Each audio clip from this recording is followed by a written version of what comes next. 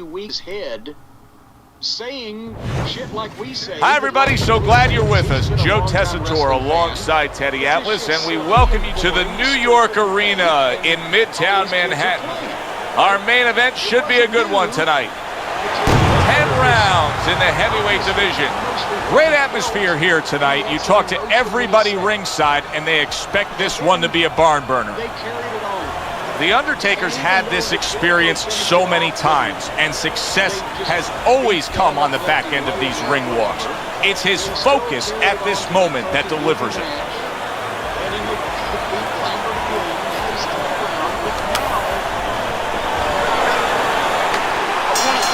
10 rounds slated in the books tonight. Here's the first. Good double jab by Evil Ways. The Undertaker's objective is to land that jab, and he did so right there. Scored well with the hook. Very nice work to the head. The right hand landed. Oh, he just ate a big uppercut right there. He had no idea it was coming his way. He does not look good at all. The Undertaker's landing a combination here. That's what he does when he's at his very best. Good power punch, the right hand. Big shot he just scored with. He goes down thanks to a swarming attack. He got caught up in a mixer blade there. It's not good anymore. He got heated. And somehow, some way, he's going to continue on here. And if he's going to stay in this fight, now he's got to avoid his opponent like the Black Plague. 90 seconds to go here in this round. Scores well to the head with the right hand.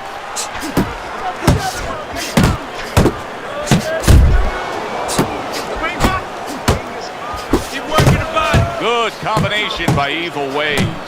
Brings the hook that time. Not hitting his mark there, going upstairs. Covers up nicely, gets rid of his opponent's body shot.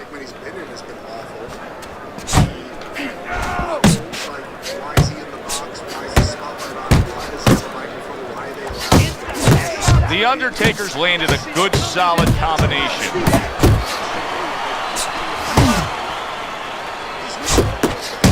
A little give and take, and here comes the left hand. Blocks that punch. He takes a shot and then commits to giving one right back. Basic but beautiful. Jab right hand. End of the round.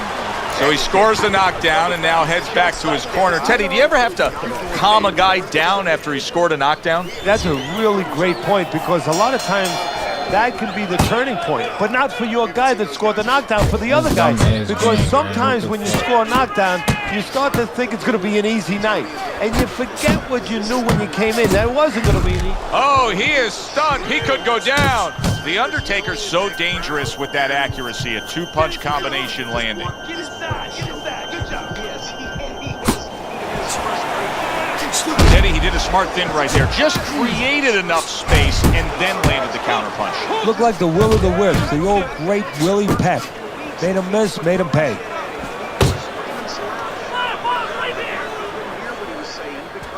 The last thing either guy wants to be here, Teddy, is one-dimensional. The last thing you want to be in anything to be successful is one-dimensional. I mean, if you're a comedian, you don't want to be saying the same jokes all the time. Your crowd's not going to be there. Well, your opponent is going to be there all night long if you do the same thing. Halfway through round number 2. There's a taste of the sweet science. You see the skill he has in counterpunching. And you know what he's doing? He's taking his opponent's jab away.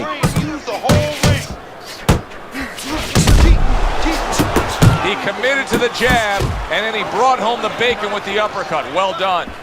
That counterpunch was very effective. He scored well. Nice work by Evil Ways. The Undertaker's missing the mark by a mile. That just was nowhere to be found.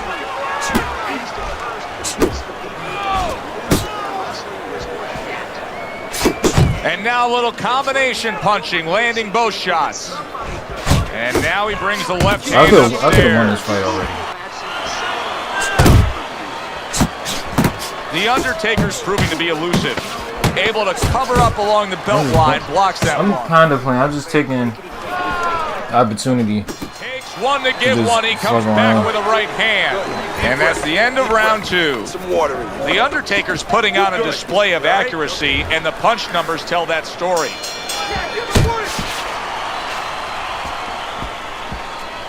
Good block by Evil Ways.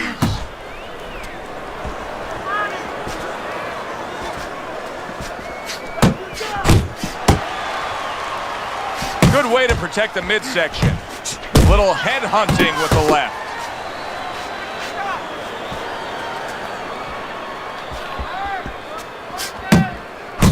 The Undertaker's the kind of boxer that wants to do just that.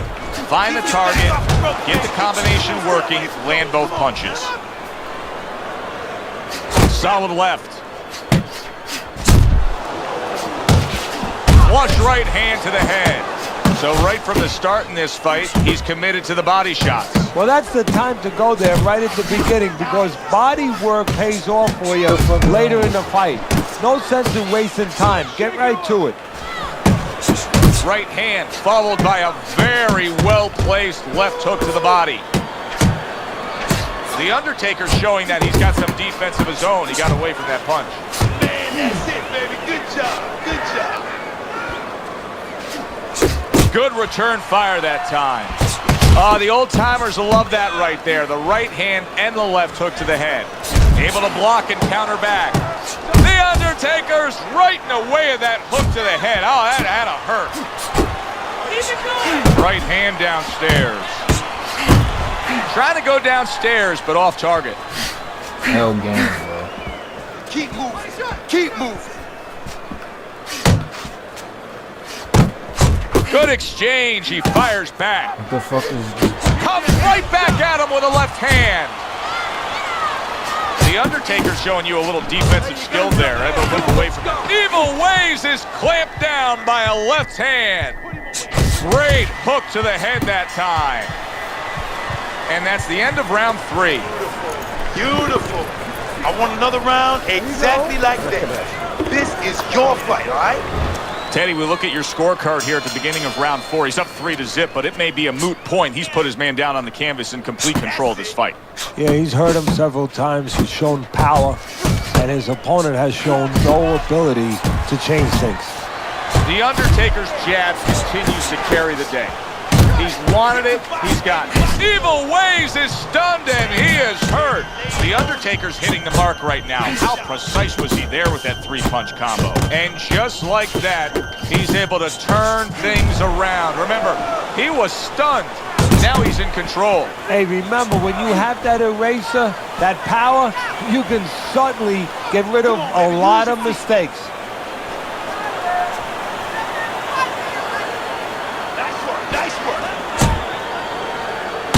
Don't walk into his punches. Come on now.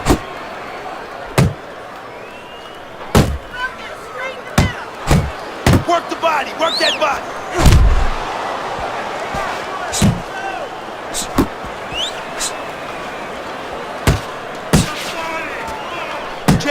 A little something for his opponent after getting tagged.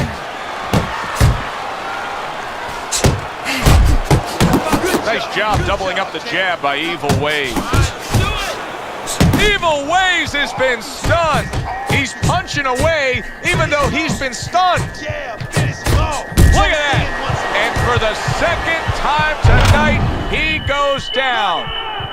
2, 3, 4, 5. So he is able to get up to his feet after that knockdown. But Teddy, it's what's ahead that's the problem. Yeah, we're getting a peek right now into his heart, into his soul. He has found his groove with this right hand. And now he's targeting upstairs. Oh, and there you go. Unbelievable. Just the barrage continues. He's knocked down again. But his desire and heart is just as strong as it was before. 7, 8, 9, 10. That's it. The fight is Dead over. nigga. The Undertaker's in prime form. I ain't never been proud of. Knockout winner. Now that's how you end a fight right there. Yes, he was controlling throughout, but he made a good, clean finish with the knockout. Yeah, as a trainer, you want to know, can a guy punch? Can a guy defend? You know, can a guy control distance? But you want to know, can a guy finish? He got the answer. Yes, he can finish.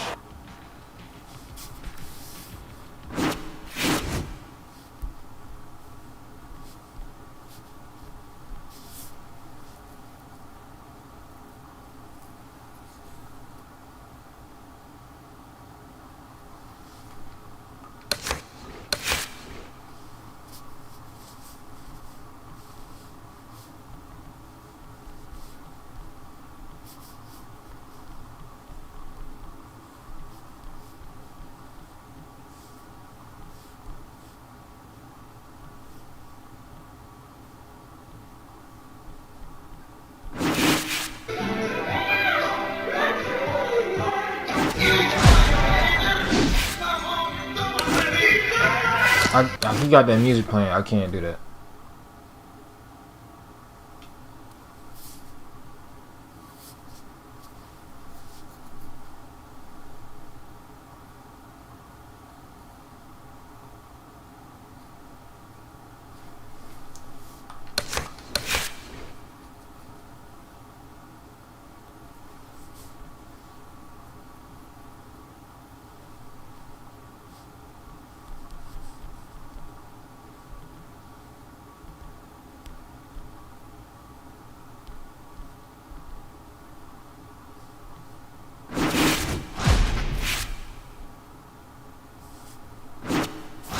Fuck no, nigga.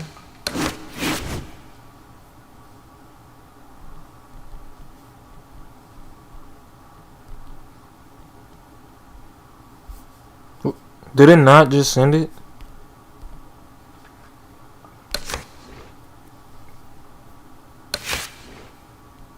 Come on, bro.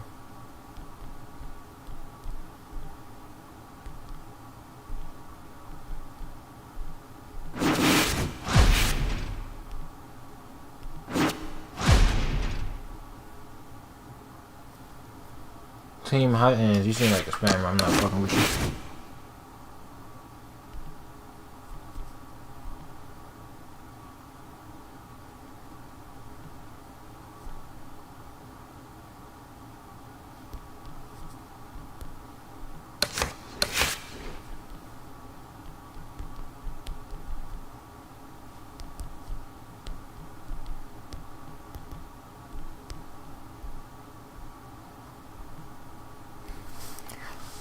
Shot in the water, you starting to drown. Shut away, you bitch. You got me captivated, aggravated.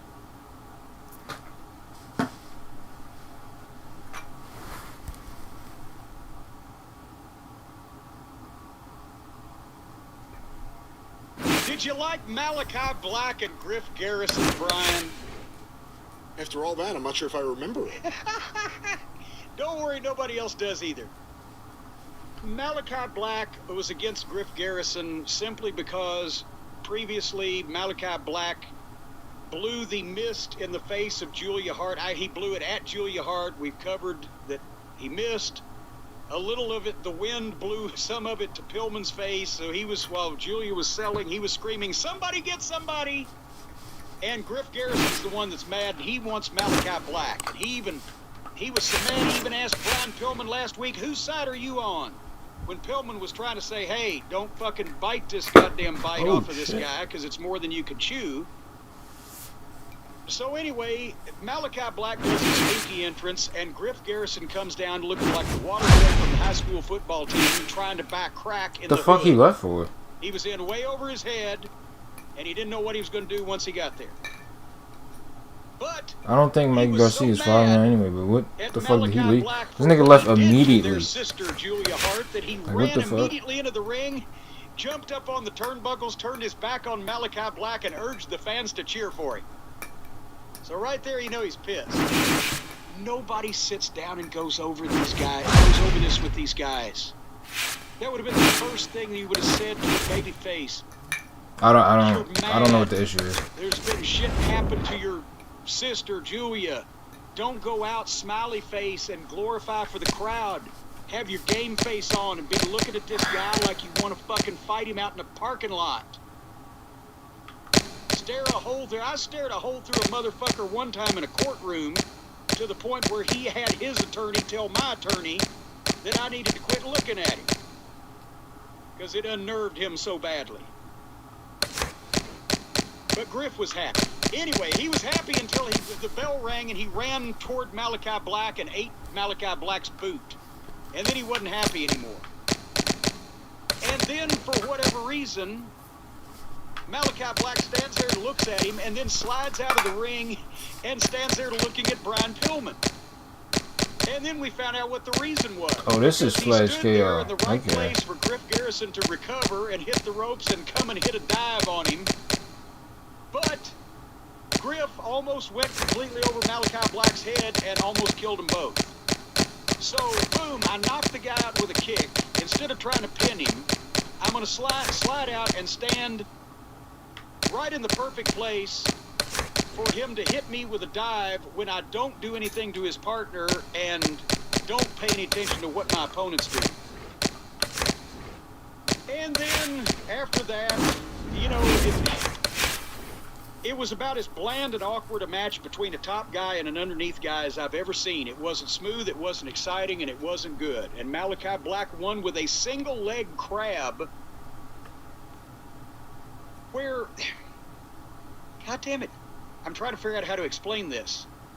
You know when you get a Boston crab, you hook your arms underneath the calves of the guy's legs and lean back, right? Of course. Wait, what the fuck? He had a single leg crab, but he didn't have his arm under the leg behind the calf. He had the guy's leg was just bent, and Malachi Black was holding it 79-inch around reach. the knee. What So the there was no fuck? fulcrum in there as you use the arm to cinch back on the. I don't know. But then he won with the crab, and then knocked out Pillman with a kick.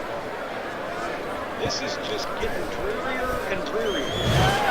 Hi, everybody. I'm Joe Tessitore alongside Teddy Atlas. Good evening and welcome to the Royal London Theatre here in London, England for our main event of the evening.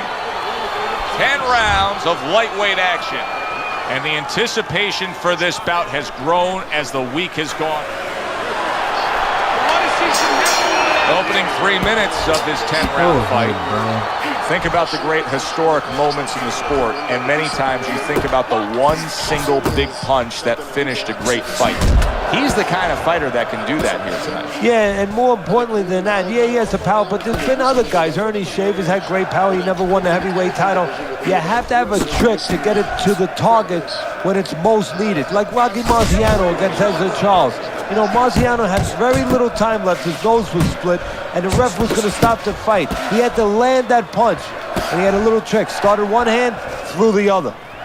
Able to dismiss that body shot.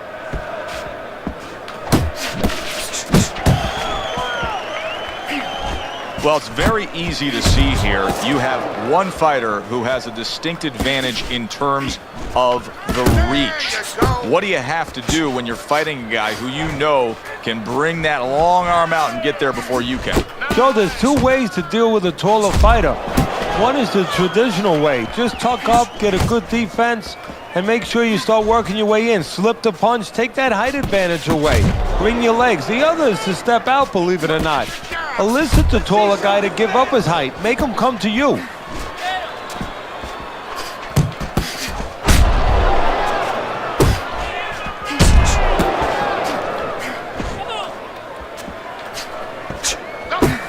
Don't allow him to do that, bro.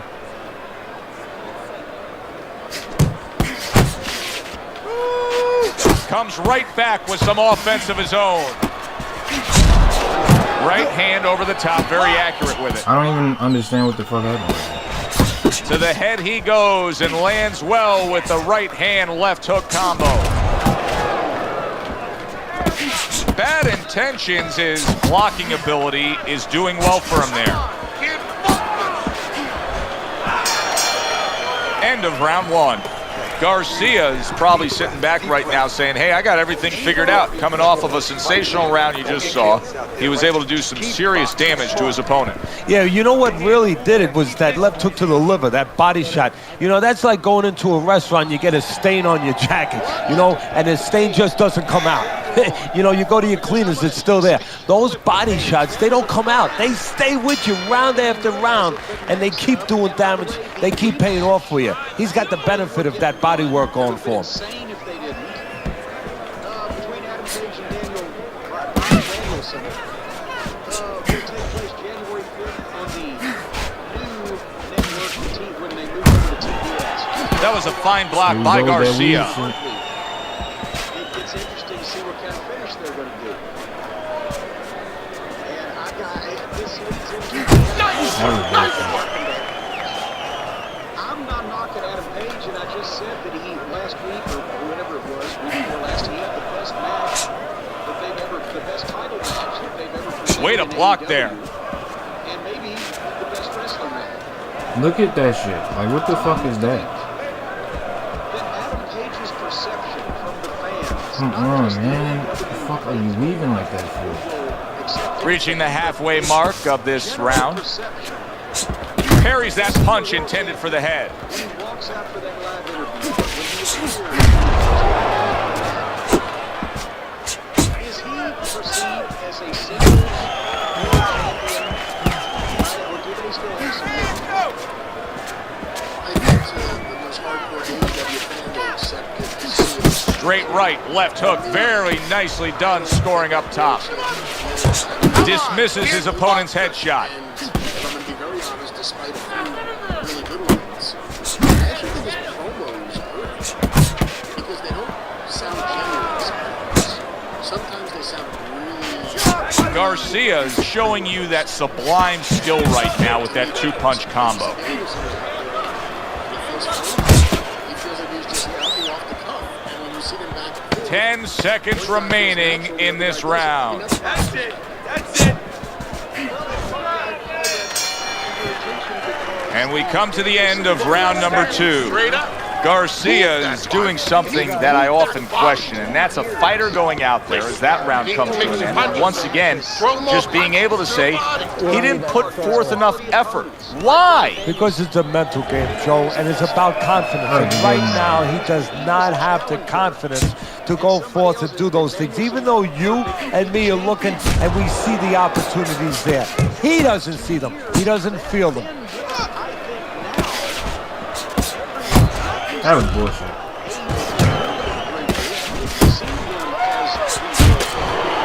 Good block there by Garcia. Fuck this game, dude.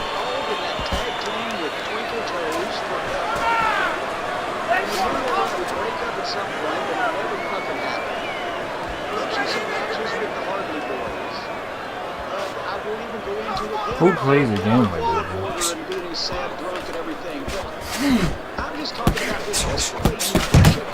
Bad Intentions' work in training camp is now paying off. Do you see the accuracy and the effectiveness with that combination?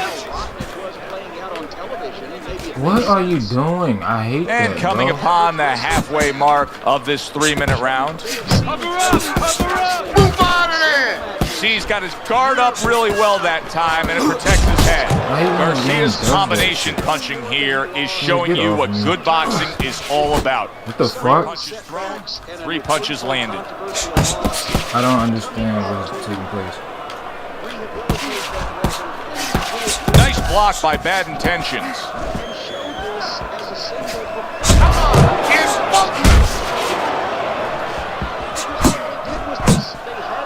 Blocks it away.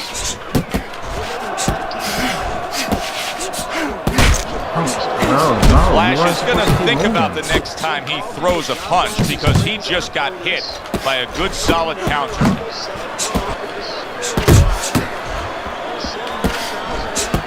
Boy, that worked out well with the uppercut.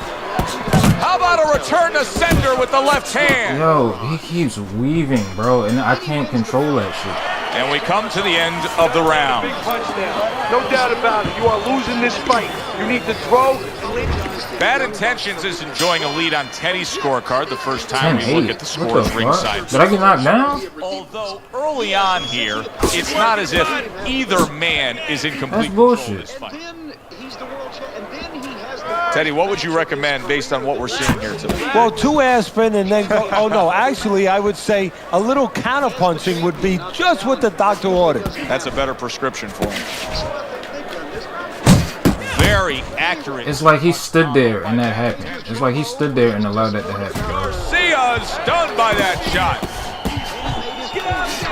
Hey, I know he's not in great shape, but he's doing a very good job now all of a sudden of defending himself.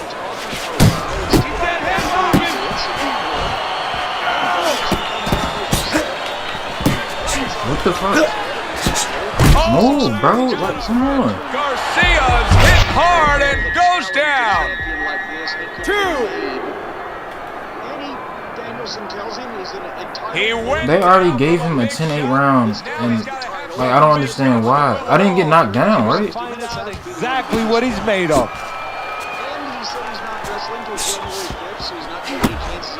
And that's what fighters do. Pulls the trigger right away after taking one. How do you counter me if I punch And you you dead see in what your he shit can like do when he sends that right to the head. Good looking counter punch. Pace yourself. He doesn't look good, but yet he's throwing rather than clinching. Fires right back at him. What the fuck did you just weave for, bro? I'm not sure if Patty Mullen or Jason Kirby Needs to improve that accuracy. Missed with the headshot. Like he's weaving way too much. Brilliant job with his head movement. I was hoping this camera angle would help Notch defense right here. alleviate that shit. This nigga is weaving It is frustrating his opponent. His bad. opponent What the needs to make fuck? an adjustment of thinking right now and understand what's there, not what's not there. We know that the head's not there, but what's there? The body. He needs to start going downstairs. That will freeze up some of that head movement. He gives. Oh! What?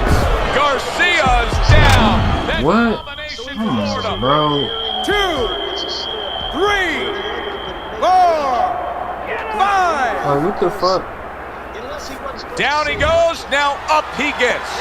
And if he wants to stay up, he's going to have to grab on, kill a little time. That shit is corny, bro. I swear. And that's not what the fuck I pressed, dog.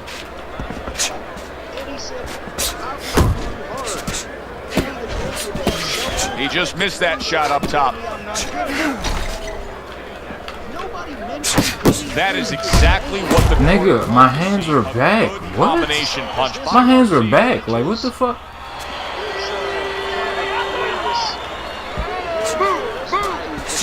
Oh, and he's got something for him himself, and it's a left hand. Off to the side, a little swing and a miss going upstairs. Why this nigga can't fucking block, bro?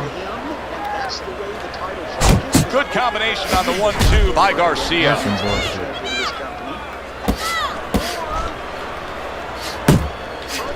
The Flash is only able to get a piece of him that time.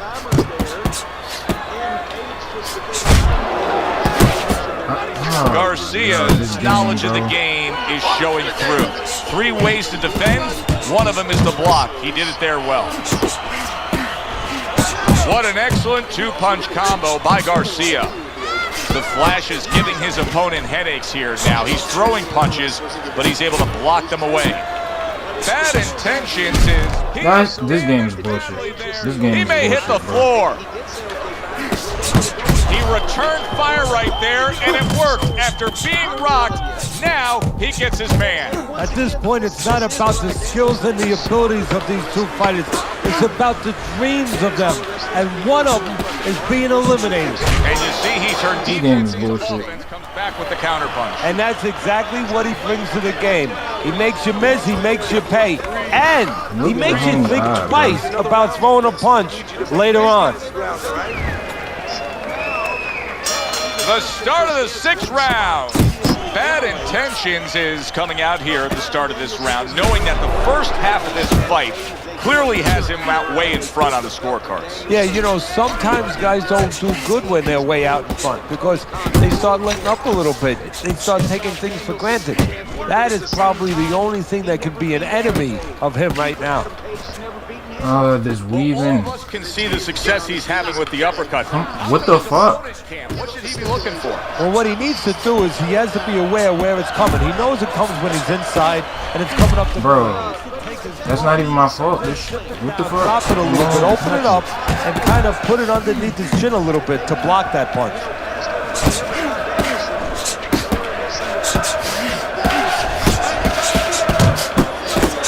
Zoning in on that gut combination punch downstairs.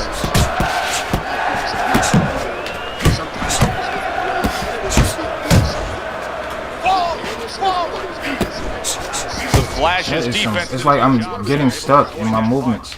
It's like I keep getting stuck in the same area. What the fuck? Come on, kid, focus. Look at that combination by Bad Intentions. How do Good you work still hit me? defensively by Garcia. Plus, I reset the he fucking landed block, bro. This shit's stupid, dude. Forced him to punch. He made him, he drew it out of him, and then he timed him beautifully.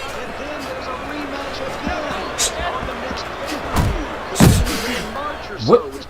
Bro, come on, man. Left hand came after the jab. Turned that hook over, but couldn't turn it into a connect.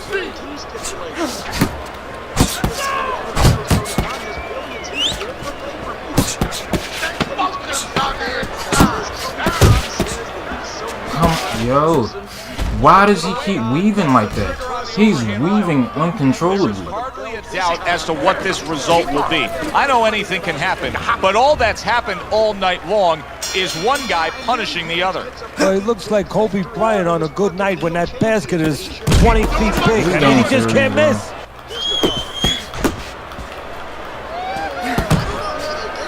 He gets hit, but he gives it right back. Tucks those elbows in, blocks the body shot. Bad Intentions is in a good rhythm defensively here. Teddy, what is that, a credit to his ability to anticipate? You know, also it's the teaching. Let's give the trainers credit. Of course, let's give his background of the amateurs credit, but he learned how to get it. And now he's got to be careful because he's been warned for the headbutting. He took a shot, but he gives one of his own. A left hand scores. Got to be accurate to send the combination to the body, and he does that. Nice work, the left hand to the head. Side to side. Work the body, kid. Bro, I can't even hit this bitch. Good clean shot returning. I don't understand this. Done by the Flash. Sacrifice almost anybody on your roster. Punch! Punch! Still not moving enough. Move! Move! Why are they over there? Wouldn't be as good as doing it from scratch to victories. He's got a stumbling block in front of him. Pace yourself. He wants to believe that he's got to move every move to do so.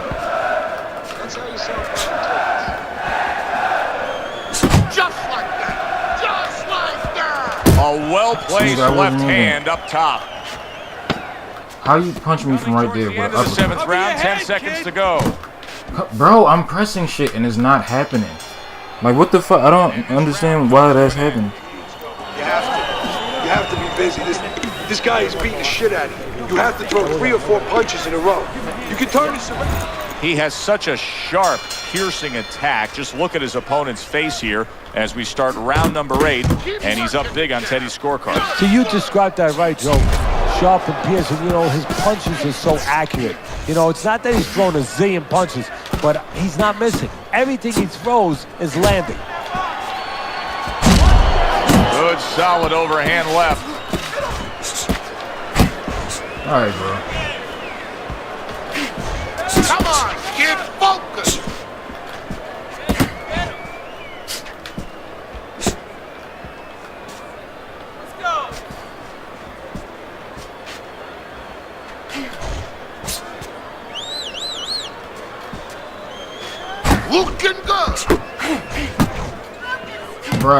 body. This game and this weaving is ridiculous, bro. Bad intentions is Fuck you. chic, and you can see that it's bothering him a bit right now. That's something we'll keep our eye on. The halfway point of round number 8. You're doing great. How did you hit me? Garcia's in a bad spot right now. He's been stunned.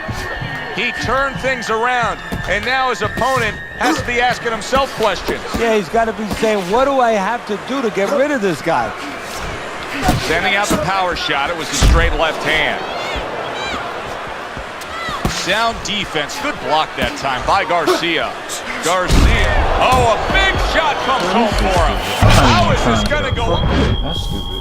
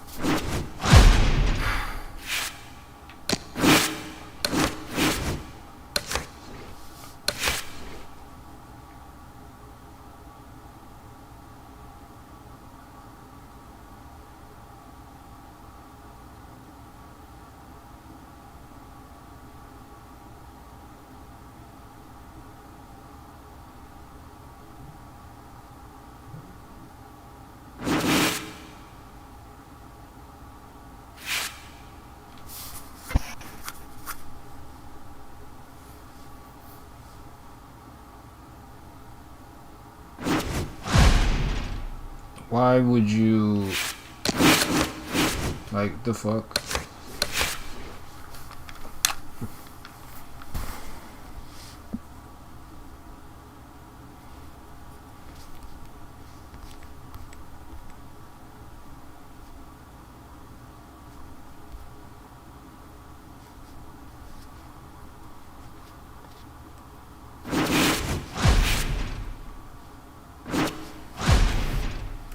Come on, man. What type of shit you on that you accepted this?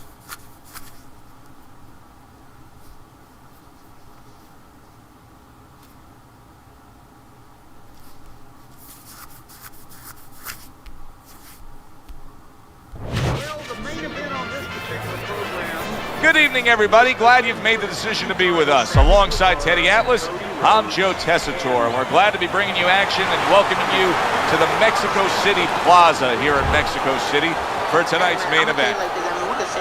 10 rounds of heavyweight action. This should be a really good matchup here tonight. All that energy that we saw, it almost boiled over at the weigh-in yesterday. Now it gets to explode here in the ring.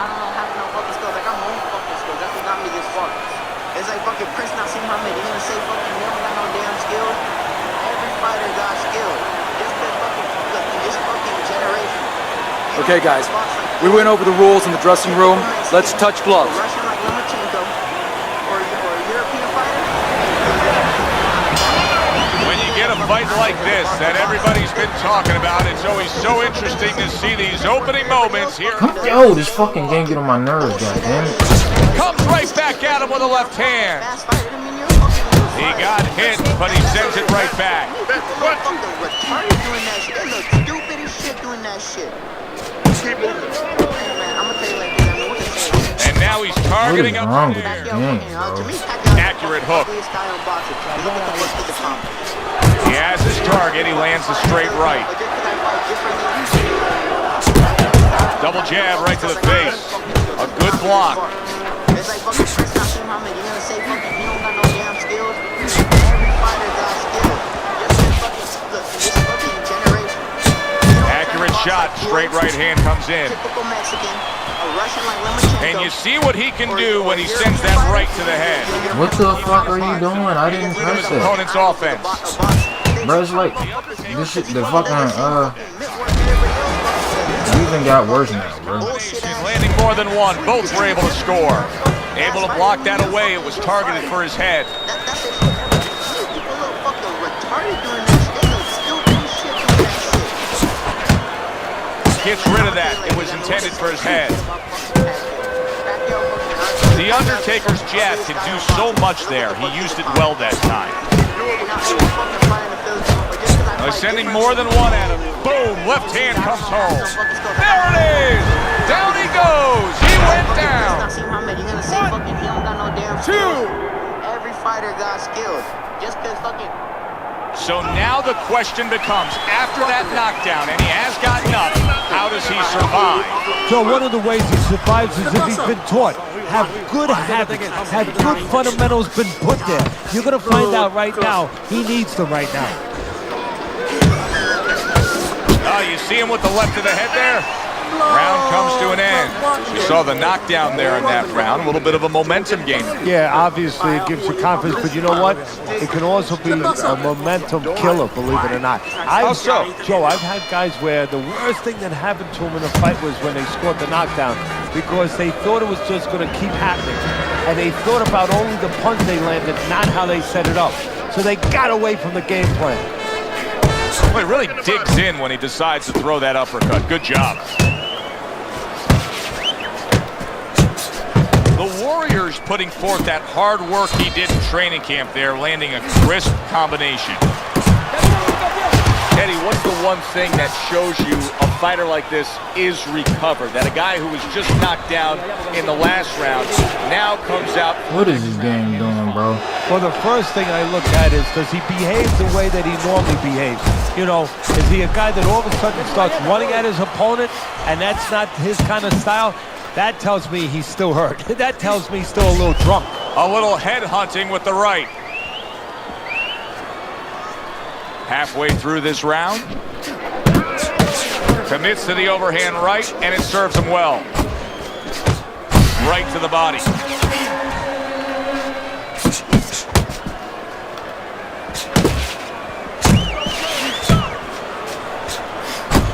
The fuck, bro? The Warriors almost... He is not in good shape. He could be on the deck in moments. Sir, get the fuck off me. Solid. He was able to get up and continue on last time. Now he goes down again. 3, 4, 5. Hard to prepare for a situation like this, but many do. He's been down, now he's got to survive. So that's where you're wrong. It's not hard to prepare, it's a must to prepare. If you're a trainer, that's what you do in the gym. You teach a guy, if you're in this situation, this is what you do. You grab on, you move your head, you survive. Final 10 seconds of round number 2. The Undertaker's got a little something coming back at him, a counter punch scored. Stay away from that power hand, okay? Keep circling away from that power hand. I need you to keep moving side to side, all right? Just keep moving. Don't let him get that power shot. Now listen, you need to keep moving out there.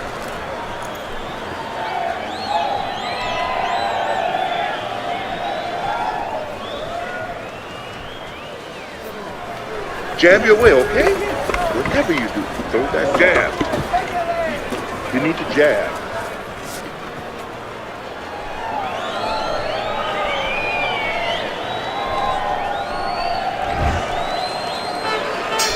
I don't know that there's any hope here as we start this new round. He's been knocked down numerous times already tonight, including the last round. And I'm sure on that fateful night with Corrales and Castillo, when Corrales had already been on the floor 2 times, his mouthpiece was out, it looked like it was over. I'm sure nobody thought it was only beginning. And it was. Corrales came back and scored a knockout. The Warriors' effort has been admirable, but I don't think he's getting the results he would like to get here. He's tiring himself. And bang, and away he goes. That was a big shot that floored him, and it's a big shot that may end him right here. That looked like the great pitcher, Great Maddox, his sinker ball. Boy, it went down quick. So he goes down, but able to get up to his feet. Teddy, what should he be thinking about now? Well, right now, just surviving, but if he survives, then he better figure out why he was put on the floor. There he goes with the right hand again. Big shot there. Can he beat the count? I don't think so here, Teddy. Now I know where they got that saying, falling like a sack of potatoes. It's really not fucking. What we in the second round? You done got dropped 4 times. And you're Down he 78, goes, like, but he's going to continue on, beating the count. The Undertaker's left, working well that time. Good defense upstairs to stay away from that offense. Wow! That was I meant the taunt. It's over, but I meant the big taunt. shot that may end I him did right the wrong here. shit. That looked like the great pitcher, Great Maddox. His sinker ball. Boy, it went down quick. 6, 7, 8, 9, get to your feet. 10. Get up! Get up! It's over. The fight is over. The Warrior smashed, and he can't get up. Unable to beat the count.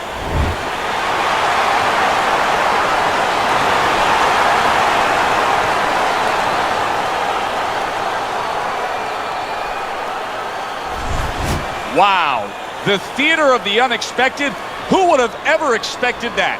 The Undertaker's one single lightning bolt of a punch ends this night early. And it came right out of the skies, and it came right in the position where his opponent never saw it. It was a good one indeed. And for Teddy Atlas, I'm Joe Tessitore. I didn't even look at the fucking stats.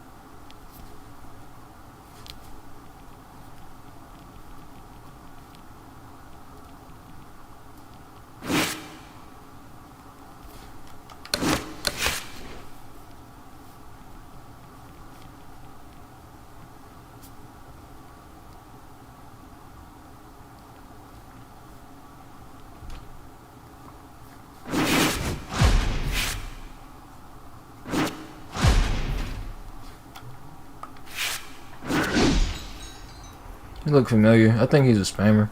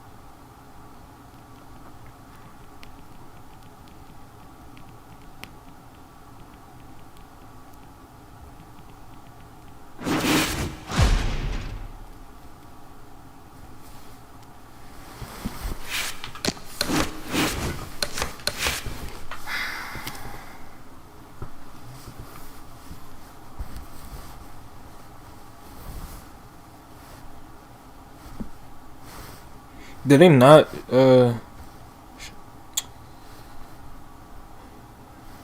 do Rampage?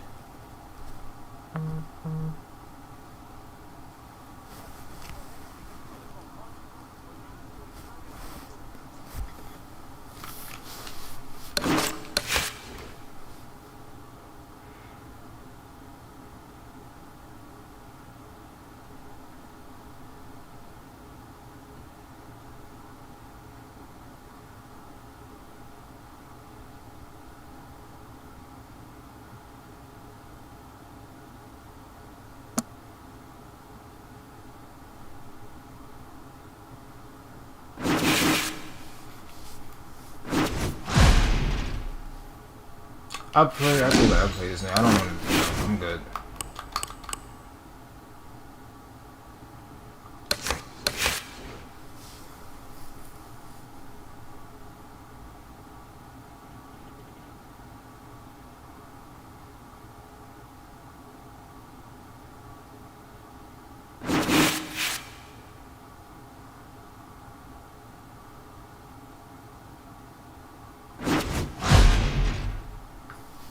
What in the fuck?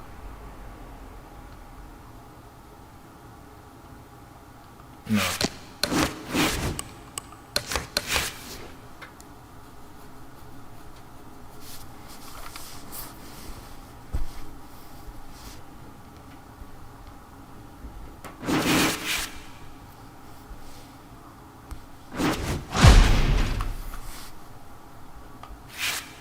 That name looks familiar.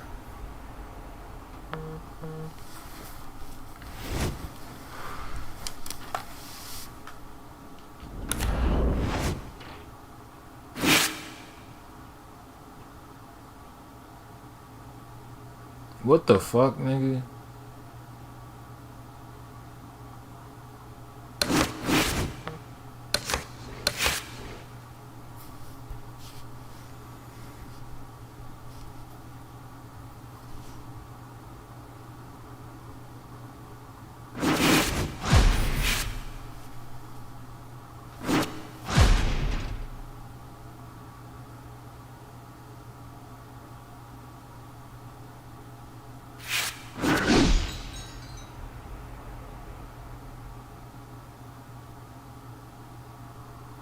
Ten, 9, 8, 7, 6, 5, 4, 3, 2, 1.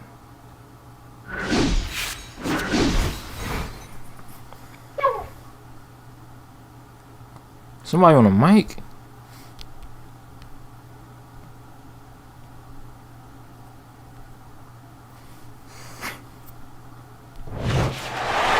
Everybody, Joe Tessitore alongside Teddy Atlas, and welcome to the Metro Manila Arena. We're here in the Philippines for a much anticipated main event. 10 rounds of heavyweights. A lot of talk heading into tonight's matchup. Everybody expecting this to be a great night of action.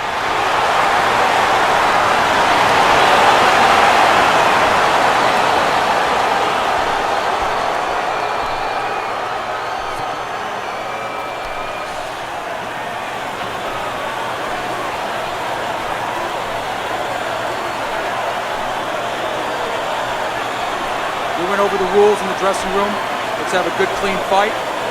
Touch them up.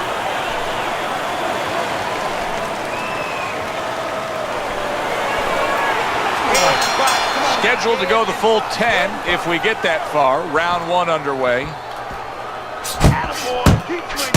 Back and forth they go, each man getting the best of it. See, the defense pays off as he gets rid of that downstairs.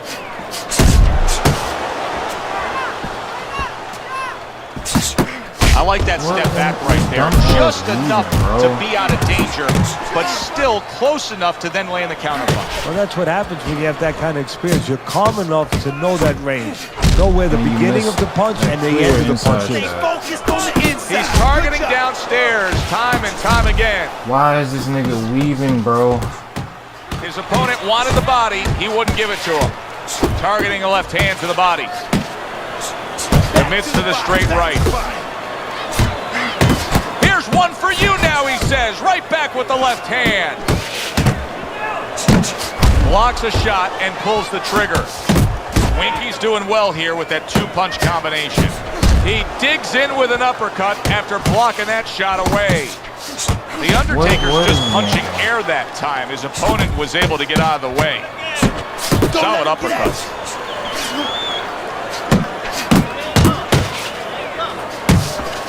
Winky's right hand working well that time. He scored well. So he decides to go downstairs early on, and I think he'll be happy with that decision. Bro, what is up with this weaving? What the fuck? Came in here with a good game plan. They understood what they had in front of them. A guy that's going to move a little bit. Start going downstairs, taking the air out of the tires, now you just and later on, shots, he'll be in front of you. Winky's combination punching is working well here. I don't see why he's missing that. I don't. That right hand. There's no reason that should have landed, bro. And now he's targeting upstairs. This game is holding the fuck out of me right now. Coming up with the answers. This game hold the fuck out of me that whole round. That whole fucking round. It's a good time to come here to this venue. Take great fans. I mean, wherever we go on our Fight Night tour, we have great fans. Yeah, passionate fans. Fans that know the fighters and care about the sport.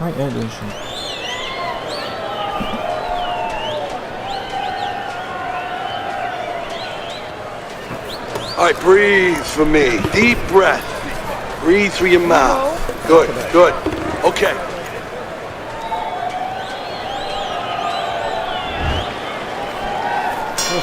Here we go.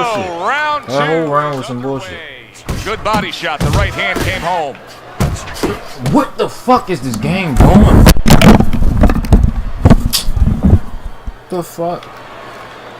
What is this shit doing, man? The Undertaker's way. And then you fucking weave into him. Like, what the fuck? You're missing inside shots. What the fuck is going on, bro? That's not what I pressed. Good effective. Bro, this game is making me look like trash right now. What is this shit doing, bro? What is this? Winky's defense is in. No, like, what the fuck is going on? He's not. Yo, I'm trying to press over. The nigga won't move. What the fuck is going on, man? Protecting his head well. That's not what I pressed. The Undertaker's impressive. This game is getting on my fucking nerves. That right hand took a shot. Now he you getting hit. You sitting there. You're not fucking moving. You're not doing what I'm pressing. What the fuck? The Undertaker's able to avoid that punch. Keep moving. Well, he's got some the bullshit. Something's got to stick. He fires off the combination, Like, and they both what the fuck do. is going on, man? The Undertaker's defense is now serving him well. Nice job blocking that punch. This game is getting on my fucking nerves, dude. Why are you acting so fucking slow, bitch? Come on. Punch was nowhere near his opponent. The Undertaker's landing a combination here. That's what he does when he's at his very best. Scored well with That's not what the fuck I pressed. And you see what he can do when he sends that right to the head. Looking like Ronald. Fuck, whatever, yo. Just 10 seconds to go. This shit is retarded. I don't even understand what the fuck happened. Look at me. This is yours. You hear me? This is your fight. Keep it up. Keep scoring points. Just keep throwing punches. Nice work on the inside. Good job.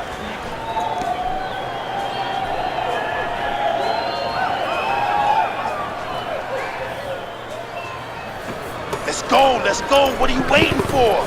You want this fight? Then let's move out there. This guy's gonna win this fight if you don't take control, son. You got. Bro, the game is doing dumb shit. I don't know what the fuck the game is doing, and it's getting on my fucking nerves. Like, I'm moving the stick, the nigga's not moving. Like, what the fuck?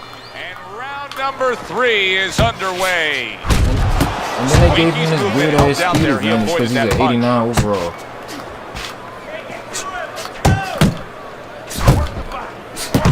That's not what the fuck I pressed, dude. Come on. Yo, this shit. I didn't press weave. You running into shit. Like, come on, bro. What the fuck? Niggas not doing what I'm pressing. I can't even. This shit is fucking up my playstyle. combinations are landing. He scored well there with that combo. Winky's I don't understand what this game is doing right now. And he's acting so fucking slow. Oh, good exchange there. He didn't fucking move. I press sidestep. The nigga is not moving.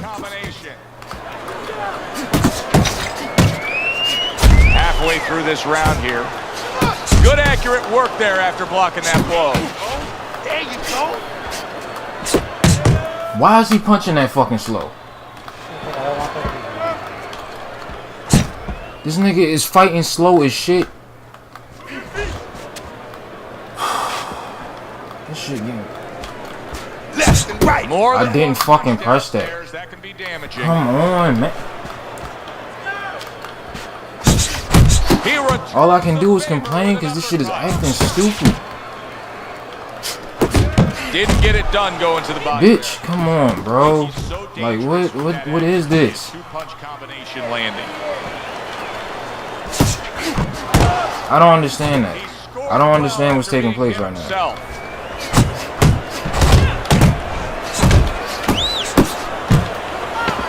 Your dumb ass is gonna get dropped, bro. Like, what the fuck? The Undertaker's showing you what it takes to be the best. I don't know. That's weird. Gotta pick it up. You hear me? Gotta pick it up. I don't know, bro.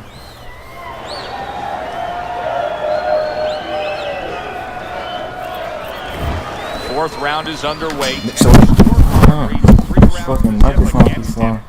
So they gave him this round too, bro. Before the fight, you're going to throw more punches than your opponent. He'd feel good, but right now it's not working. But I think he's looking to take a picture. He's looking to go to his studio. What is this game doing, bro? Somebody should tell him that after you throw a punch, it's like this nigga won't move and he's slow as shit. Cover up that gut. Well, I don't know if he's hip to the idea of becoming a counter puncher, but I get the sense you'd agree with it. Yeah, definitely. I mean, he's got the perfect... It's like a fucking cinder block out there, bro.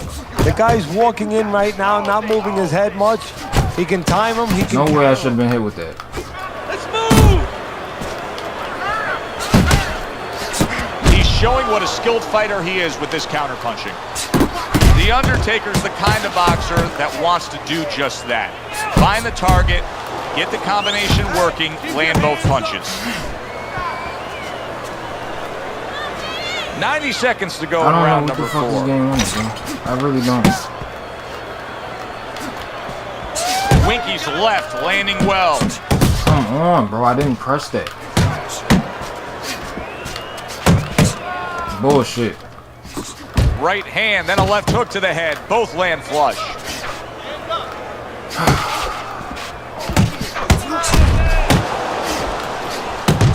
Able to bring the hook down low. The Undertaker's movement's really helping him out, avoiding that punch.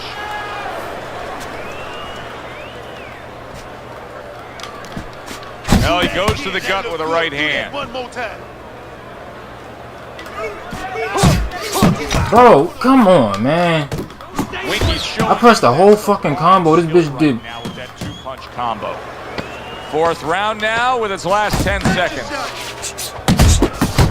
Fuck this game, bro. Like, this shit is crazy. The Undertaker's in position to win this fight. Trust me when I say that. It's a close fight. He may be trailing, but he can go out there and still take this. Uppercut, then left. Uppercut with the right.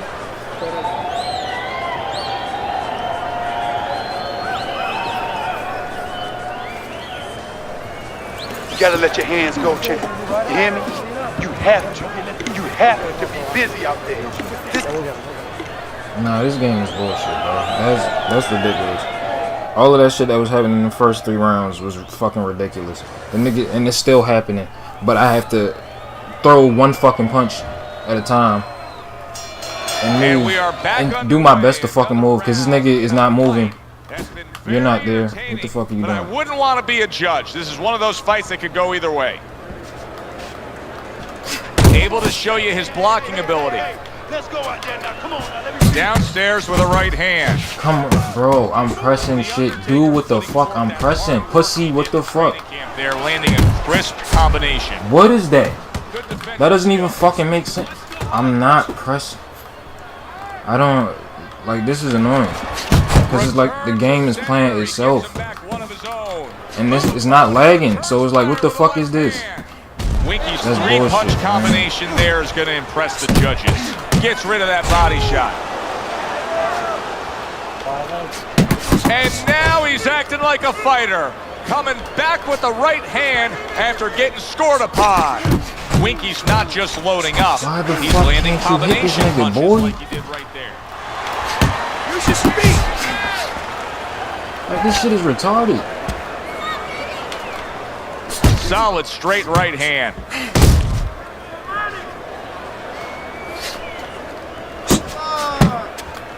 The Undertaker's got to do more than this. I mean, you can't just sit there stationary and expect... Oh my god. I'm not trying to sit there. The game ain't fucking moving. Well, maybe it's not, Joe. Maybe he's given up already. You know, it's all about what's going on in the mind of a fighter. Maybe he's given in, and this is his way, believe it or not. But it worked out. Fuck you. Big shot comes crashing home. He just went down. The in-fighter went out, and now he went down. Hey, it's okay to go out, but go out the side door. He went out the front door, and as you said, maybe... Fucking trash can, bro. I'm annoyed. I'm fucking annoyed. This game annoyed the shit out of me. And ain't nobody even in the fucking chat right now, bro.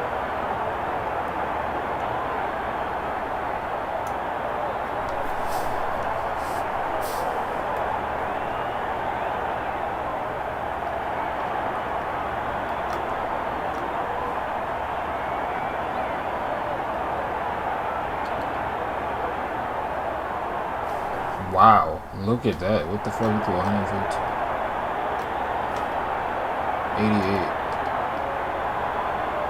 88. Like, what is that? Is that Gridiron Gang?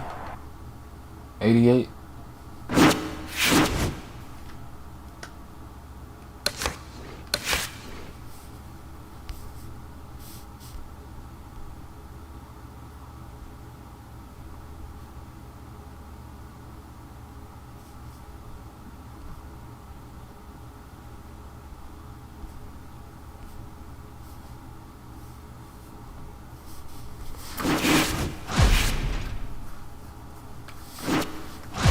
Kill me if you can. I don't think I'm interested. Not with a fucking face like that.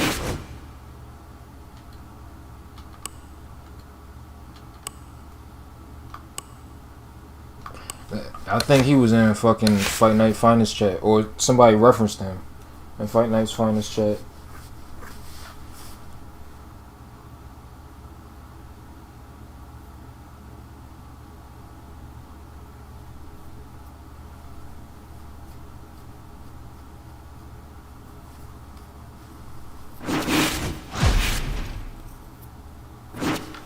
No, man. Fuck out of here, dog.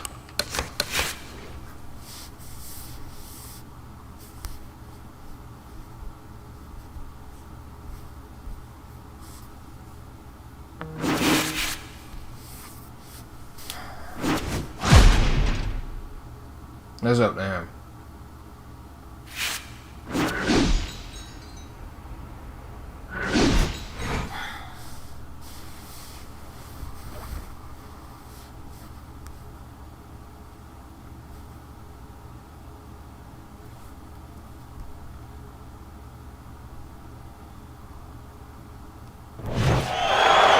I'm Joe Tessitore alongside Teddy Atlas, and we welcome you to the Aragon Ballroom here in Chicago, Illinois for our main event.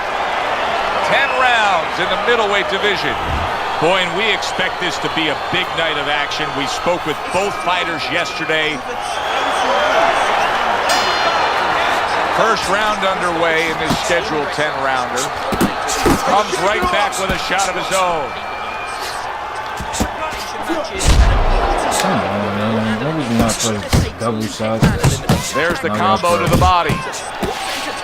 Pulls the trigger right away with the left hand after getting tagged himself.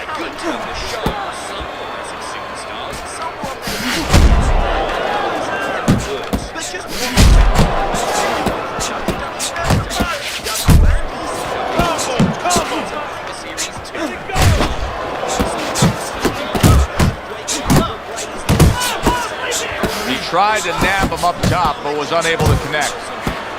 Why are they punching so slow? That's a forceful two-punch combo by the Hitman. Little head knocking with that right hand. Move your head. Come on, baby. Move your head. Keep your hands up. Come on. Here's a moment here as you see the step-back counterpunch where you realize this is the sweet science, not just some raw savagery swinging out. Look at the little subtleties here, Joe. What he does is he forces him into a position to stop the punch. And then when he stops, steps back, makes a miss, and comes right back.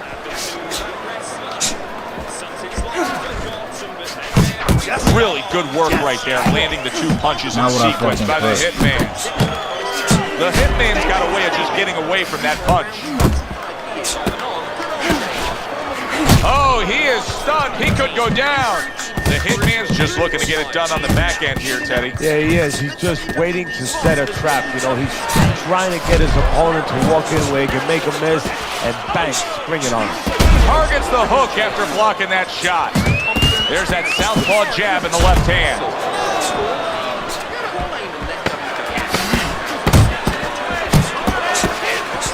Takes one, but gives one. Good work by Smokin'.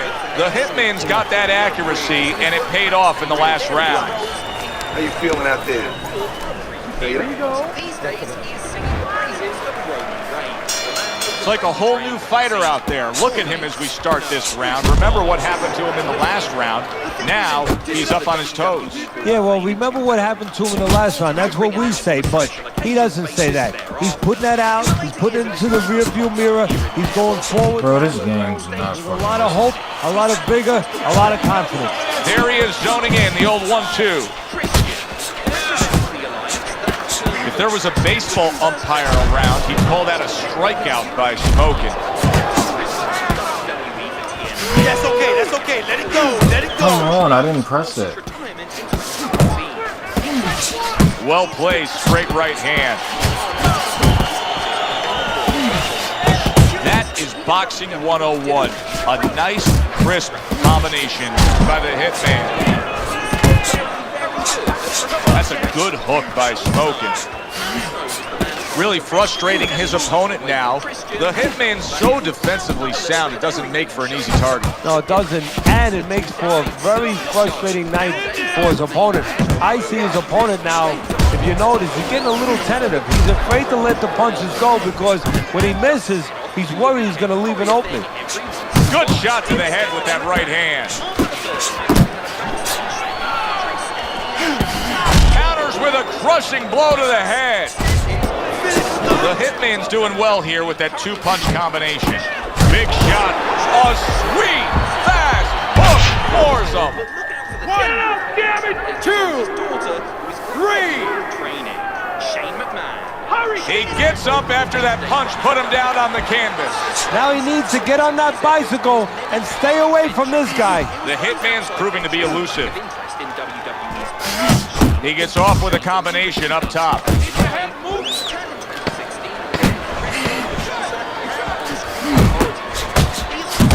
He's committing to the work downstairs. He puts forth a right hand. So they close out that round. Joe and Teddy with you ringside. Teddy, I know you watch very closely how these trainers go about their business. You were under the tutelage of one of the true legends of the game, the great Customato. Yeah, I mean, I was fortunate. Quite honestly, those opportunities, situations probably don't exist anymore because we've lost a lot of those, you know, really great. Oh, sure. Don't do what the fuck up. Boxing was their whole life. I'm not the one playing the game. 7 years with Customato, and they learned the nuts and bolts from a physical, technical point of view of what's important to give to a fighter, but the psychological part. To understand the pressures that a fighter is under, the fears that a fighter deals with. And if you don't understand that, all the other things don't mean anything, because you have to understand how a fighter is feeling to understand why he's behaving or not behaving a certain way. He also has his own beer, Broken Skull IPA, because Deborah, Austin's now ex-wife, Deborah, was by his side. She left WWE when Austin decided to walk out of the company in June of 2002. Coming to the halfway point of this third round. Good 1-2 by the Hitman. Takes a step back, then the counter punch by Smokin. Very similar to what you see Floyd Mayweather do. You know, make a miss, pull that shoulder back, and then come right back with the counter. Blocks away that headshot. You can see he's trying to score up top, but off the mark there. Kurt is no longer with WWE. Landing a two-punch combo by the Hitman. The Hitman's doing a good job of putting his punches together. His opponent's got to be wondering, how do I stop this? Well, right now, you made a good point there because... Oh, and there he lands the right. Did you see that? And he goes down for a second time. Does he have enough this time to rise up and continue on? 5, 6, 7, 8, 9. So now the question becomes, after that knockdown, and he has gotten up, how does he survive? So this is where instincts kick in. You got to start moving that head automatically right now. You don't want to stay in the middle. Leaving yourself open. Throwing your punches wide. Keep tight. Keep tight. Feel good? Come on. You got to give me one more round. Start of round number 4. A chance to look at Teddy's scorecard. Nothing there on the punch by the Hitman.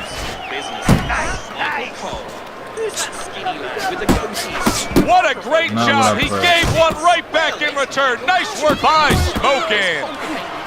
What a good counter punch by the Hitman. Keep moving.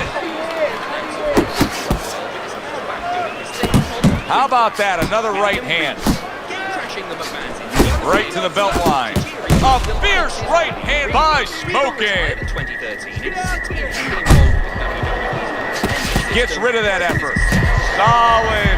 How is he going to survive this? Once again, he hits the deck. He's going to have to find a way. 3, 4, 5, 6. No, this nigga got up, huh? He's being dominated now. Yes, he got up from that knockdown, but this fight could be over at any moment. You got to think the referee's taking a look. If he's a good ref, he is, but fighters have come back. As dismal as this looks, as bad as this looks, they have come back before. Staying away from those headshots with his defense up top. Back to the body, back to the body. Smokin's just not throwing many jabs here tonight, Teddy. I know that really bothers you. You like a guy that commits to the jab, don't you? Well, that's boxing 101. I mean, that's the fundamentals, and it has so many areas where it serves you. I mean... And now you see him scoring well with the... What a big shot. Wow. He gave up. This is going to be called the elevator fight. Up and down all night. 5, 6, 7, 8, 9, 10. It's over. This fight is over. Smokin's unable to continue. This fight is over. Knockout. The Hitman's your winner by knockout. Now, I think he was headed towards a decision win anyways, but what a good way to just put a stamp. And has 3 kids. He's returned to WWE for the first time in ages to induct best friend Tori Wilson into the Hall of Fame in 2019. Jonathan Coachman. Jonathan friend Tori Wilson into the Hall of Fame in 2019. Jonathan Coachman. Jonathan Coachman is here interviewing Edge before his United States/Intercontinental title unification match. The coach left WWE in 2008, spent almost a decade working for ESPN before returning as a commentator, pre-show host, and analyst. He's no longer with WWE and has gone back to commentating golf for the NBC Sports Group. In early 2021, he claimed that he would never return Name to looks familiar. his company. That's what they all say, Jonathan. Edge. Speaking of people we never thought we would see back, how about that Edge comeback, eh? The Rated R superstar was forced to retire due to injuries in 2011 and took to acting while also starting a family with former WWE superstar and fellow Hall of Famer. Good evening, everybody. Joe Tessitore and Teddy Atlas welcoming you to Boardwalk Hall and the famed Atlantic City Boardwalk in southern New Jersey for tonight's main event. 10 rounds of heavyweight action, and the anticipation for this bout has grown as the week has gone on. A lot of talk behind these two.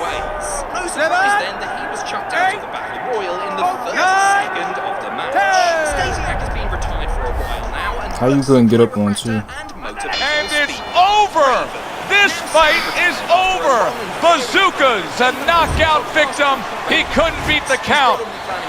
He's probably going to mark that down as one of the highlights of his career.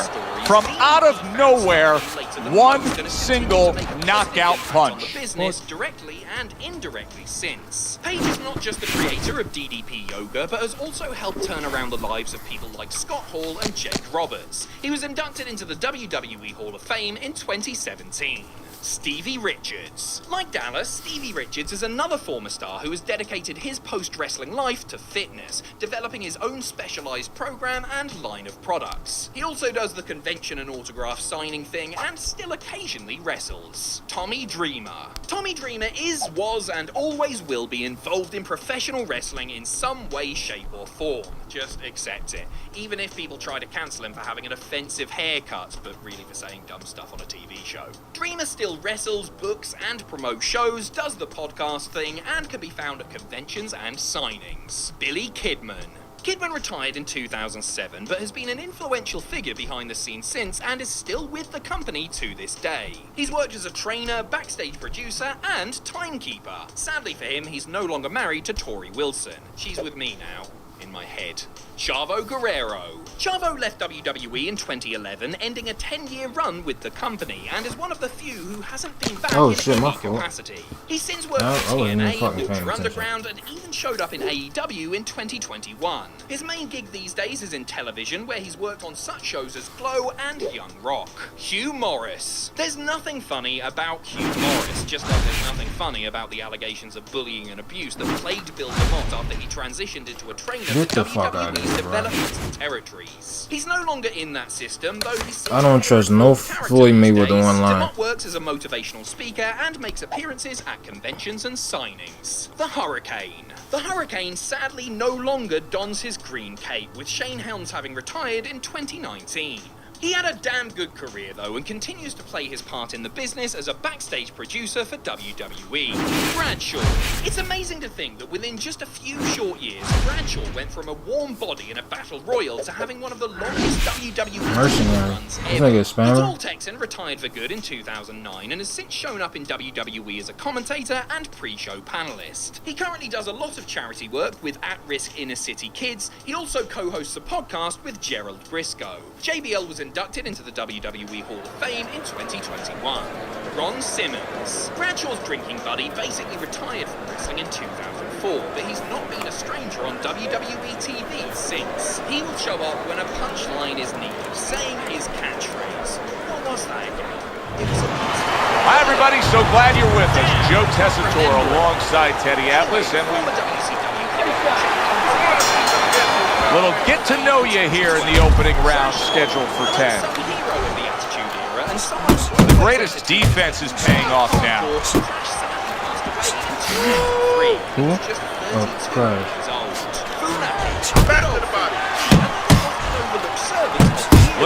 Fuck this game, dude. By the greatest. Up top with the right hand. No.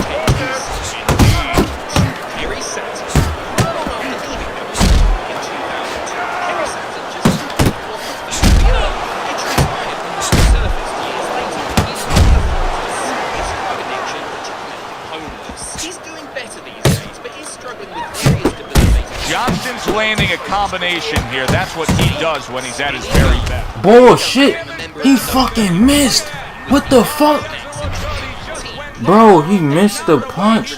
How you... That's some bullshit. Standing there.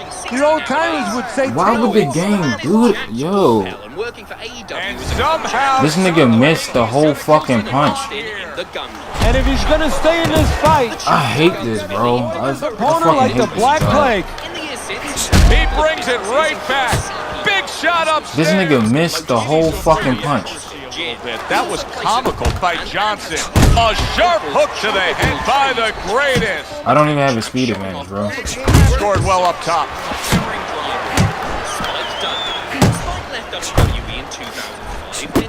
The Undertaker. I can't believe that, bro. See a two-punch combination landing. He now works as a financial transition specialist. That's some bullshit. That's some bullshit, bro. Dave really misses getting lobbed through flaming tables by blokes 4 times his size, you know. Alberts. Prince Albert. I don't believe that, yo. This nigga missed the punch. Final 10 seconds. And I wish this shit had instant replay. Call him what you want, but his real name is actually Matt Blue. End of that round. And the knockdown was scored. Now, Teddy, the fighter who was floored, how do you treat him? Do you go soft on him? When bro, this nigga missed the whole fucking punch. You have to know your fighter.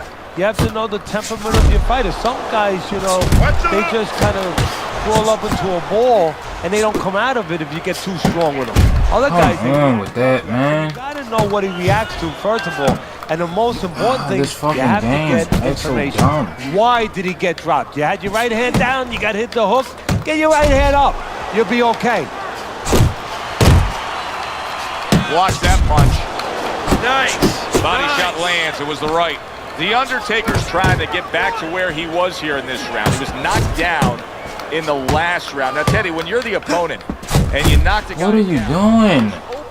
Moments of the next round. This game acts so dumb. I never press jab, bro. Do you look into his eyes and assess the situation? Well, I don't know if you get close enough to look right into his eyes as the opponent, but first of all, in the corner, you better not send your fighter out if his eyes don't look clear. That's your responsibility, looking out for the fighter. But as the opponent out there, you look at his legs. If his legs look a little wobbly, you get right on him. Good flush shot upstairs. The Undertaker's putting forth a little boom, boom, boom, a three-punch combination. I never press jab. Scored well. Stop letting him hit me, man. Johnson That's showing this game. That's this fucking game. He got away from that punch. Bro, you're fucking weaving for no reason. His opponent knows exactly what the game plan is. I never pressed that shit. Counter punch landed with some success. Forward. They trade shots. He comes back with a right hand. Stop weaving, bitch. Come on. What the fuck are you doing? I didn't press jab.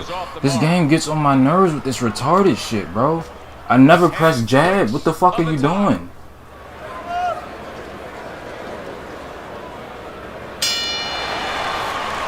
Three minutes gone by in this round. Oh, it's beautiful. Nice work. All right, I want to see more uppercuts, okay? He's moving in with his head down. And round number 3 is underway. Not able to land the headshot. Parries that punch away.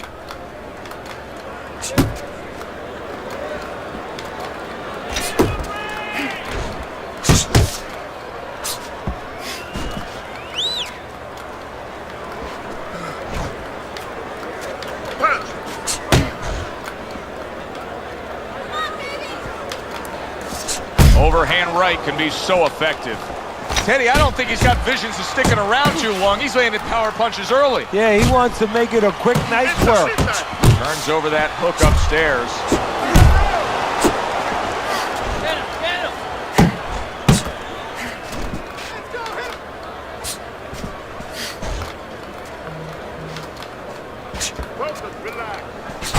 The Undertaker's putting forth a great combination there. 90 seconds to go here in this round. That's a momentum changer upstairs.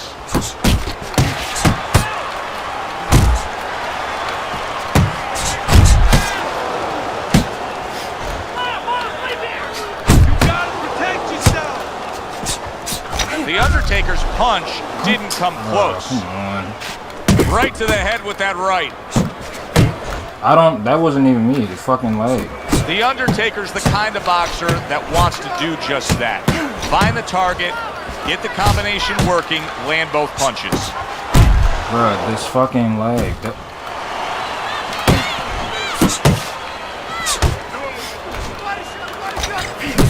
How can you land that? That right This hand is serving bullshit, well. bro. That's bullshit. And now he's targeting. It's just landing. Johnson's hit by a counter punch there. This game is bullshit, bro. Threw the straight right hand, but didn't score. I swear this game is on some bullshit. There's no need to fight his style. You're not going to win that I swear this game is on some bullshit. Nice work on the inside. The greatest is up 3-zip on Teddy's scorecard, but obviously he's putting together a big lead here, having his man down. Yeah, his opponent keeps Shit lagging, nigga, not doing what I'm pressing. He's catching him with straight punches, hard straight punches. I'm blocking and Shot. It was a straight right. just letting this shit get through my guard. Come on, bro. Stop. Like, what are you doing? I'm not even pressing anything. Teddy, there are opportunities that are here for him, aren't there? Like, I come in, and you still get hit with this shit. Walking in a little bit. Now he has a chance to start to chuck something back at him a little. The Undertaker's What are you doing? Sublime skill right now with that two-punch combo. Do what I'm pressing. That's all you gotta fucking do. Just do what the fuck I'm pressing. How are you getting hit with that? Like, how are you getting hit with that?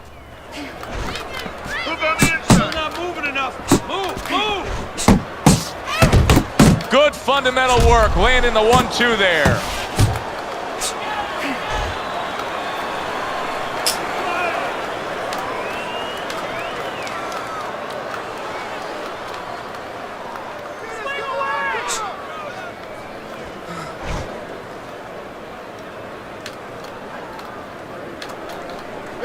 Circle, circle!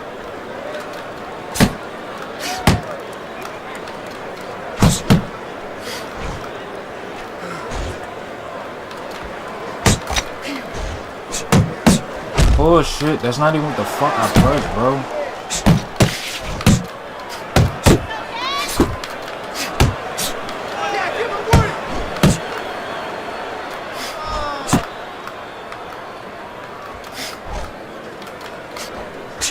Goes upstairs with a right hand, left hook combination.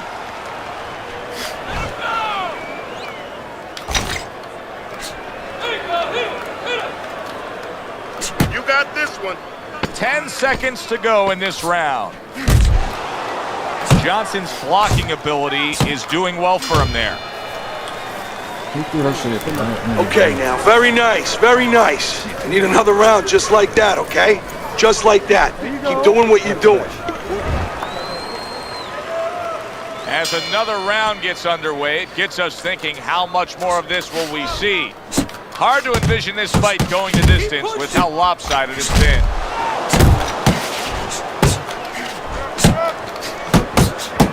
Oh, he just misses with that headshot. I'm getting hold, bro. No reason.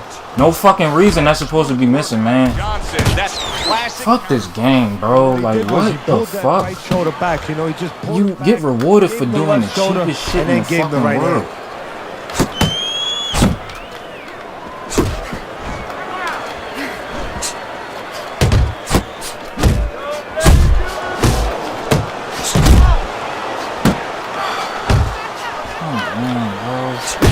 And another right hand comes in.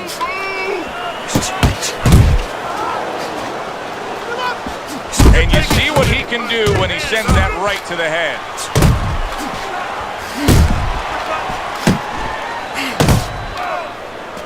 Keep going. Where's come on with his leg? His leg, bro. The Undertaker's right hand did a nice job that time. That worked well for him. Committing to the combo now, both land. Able to get away from that headshot with the block.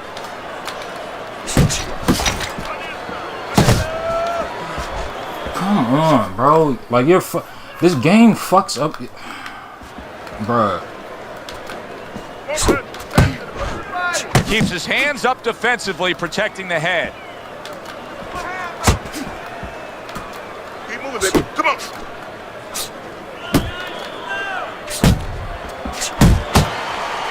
Get back off the rope. Get your back off the rope. Final 10 seconds of this fifth round. The Undertaker's in a real tough spot now. There's no doubt about it that the eye has worsened. That cut is really looking ugly right here. What does he have to think about right now? Is it time to just take the realization that, hey, this fight could end at any moment? Yeah, well, there's two things to that. First of all, the cutman's done his job. He's put the coagulants in there. Now he has to give them time to work. He's got to be elusive. He can't get hit on it for a little while. But also, he has to find a way for offense to stem the tide. I didn't press jab. Fuck this game, man. Like, what the fuck? Great work offensively, landing that combo. Do what I'm I can't understand this for the fucking life of me. Very accurate with the overhand right. So punch after punch, he keeps taking punishment. Bro, he's not doing what I'm pressing at all. It's stupid as shit. Can he survive this? 2, 3, This nigga's not doing what I'm pressing. 5. So he is able to get up to his feet after that knockdown. But Teddy, it's what's ahead that's the problem. Yeah, we're getting Bruh. a peek right now into his heart, into his soul. Blocks that belt line well. Jab right hand.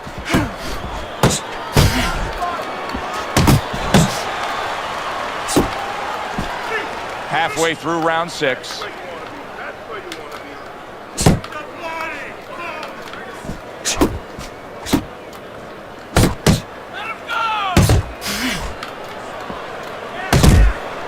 Bitch, come on, bro. Just do what I'm pressing, man.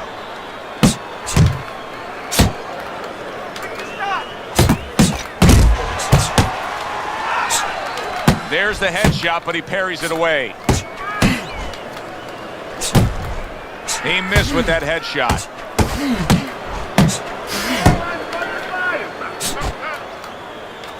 Blocks the headshot.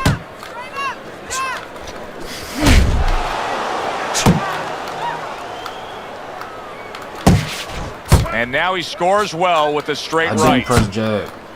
Final 10 seconds of the 6th round. And this game gave this nigga a fucking knockdown again, man. Was a great example of the game plan by Johnson.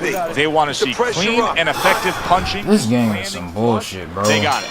Yeah, a lot on the back end. You know, he was stepping out, doing a lot of counter punching, allowing his opponent. Where is his leg coming from? Come in a little reckless and nail him. I have my fucking hands back. Like, Hits bro, him in the mug with the right.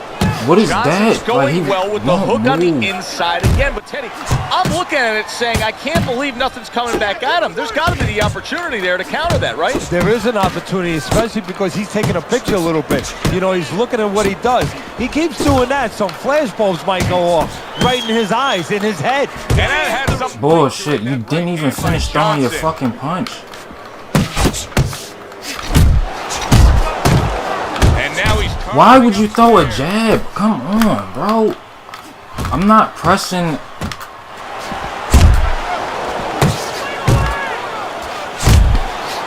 I hate this game sometimes. When you play these people, what are you doing, bro? And you see what he can do when he sends that right to the head. Good looking right hand after he got hit. What the fuck?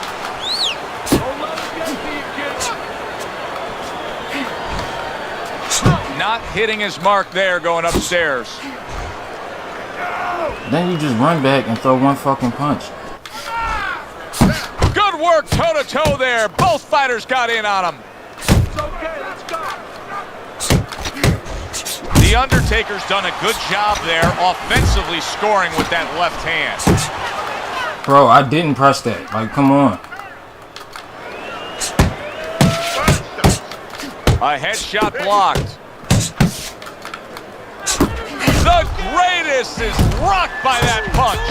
Johnson's got to do a better job. He is getting rocked. Nice block by Johnson. That's some bullshit. I hit him with my strongest shot. This nigga still standing and shit. They didn't give me a fucking round. The Undertaker's capable of doing so much more. Bro, what the fuck? He has not been out there at a grueling pace. There's a lot left in his gas tank. Why is he trailing on your scorecard so badly?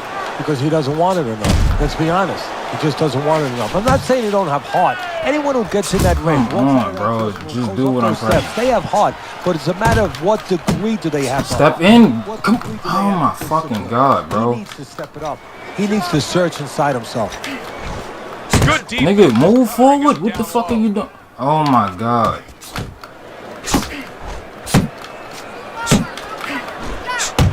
Needs to improve that accuracy. Missed with the headshot.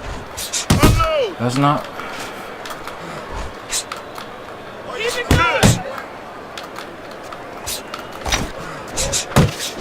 Well timed by Johnson, who took a step back, landed the counterpunch. Exactly what he wanted to do. The greatest showing us some desperate measures right here.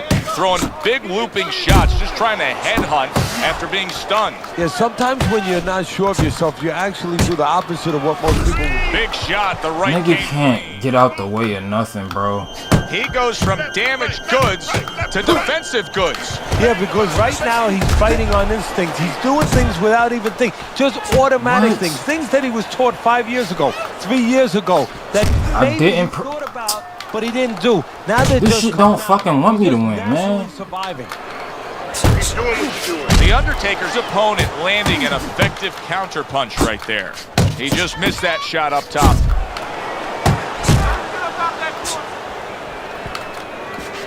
Effective work with that flush overhand right.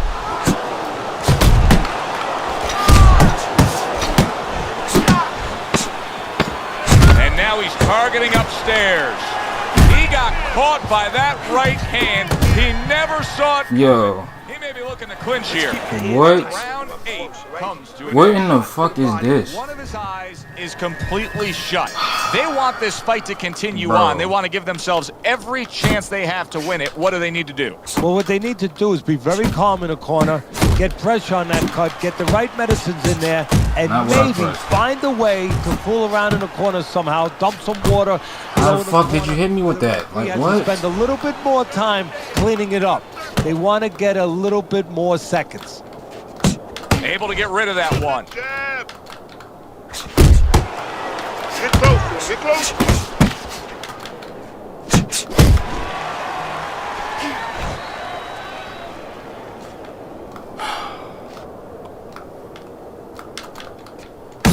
We got an interesting fight here. It looks like one man is seemingly in control, but the other is still live, is still game, is still capable. May need to hit that jackpot, though. Boy, I'm out, bro. Right hand by the greatest. Fuck that. That's stupid as shit, bro.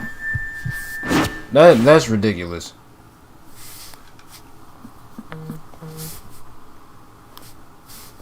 I actually want to continue playing, but this is stupid.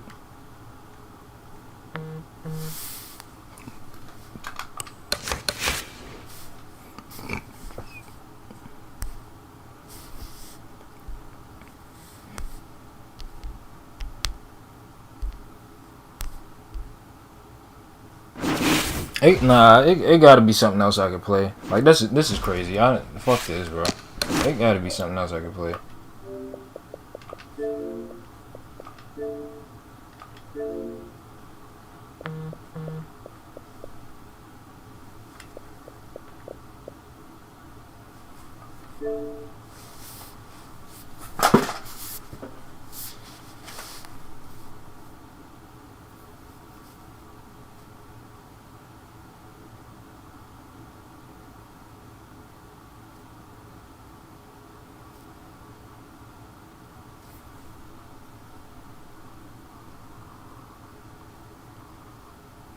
The only fucking game I played where the shit is playing itself, besides some shit like Ultimate Tenkaichi, I never played that before though.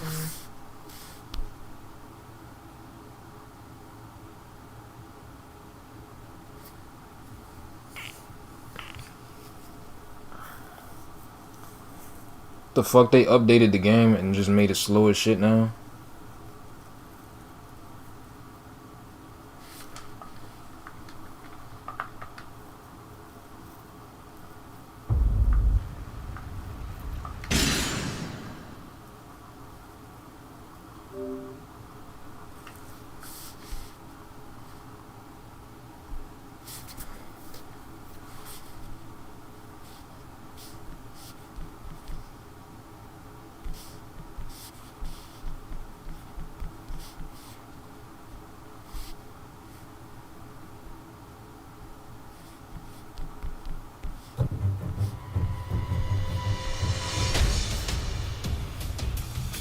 The fuck? Bruh, what the? Get this shit on my fucking face.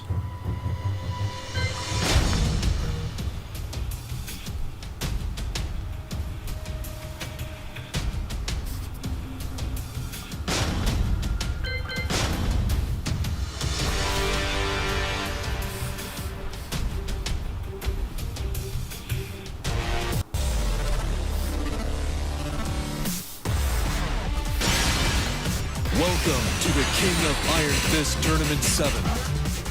But I haven't played with How Wrong in so long. I probably wouldn't be good with him.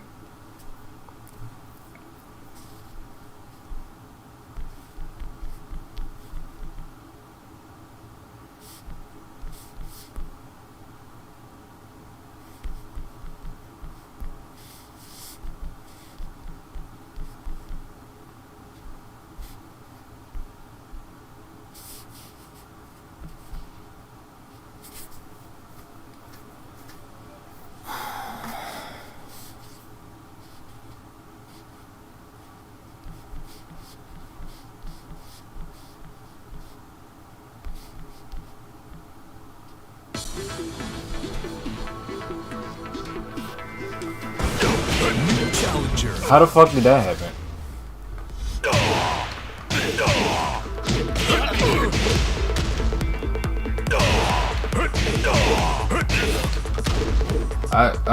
What is this combo? Wait, what is it? Bop, bop, bop, bop, bop, bop. Okay. And then you got this one. Bop. Huh? I fucked it up?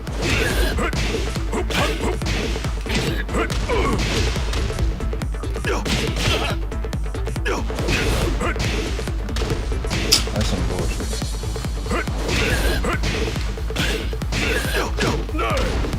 Nigga. New challenger.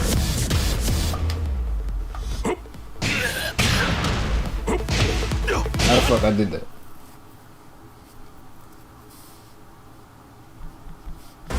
Get ready for the next battle.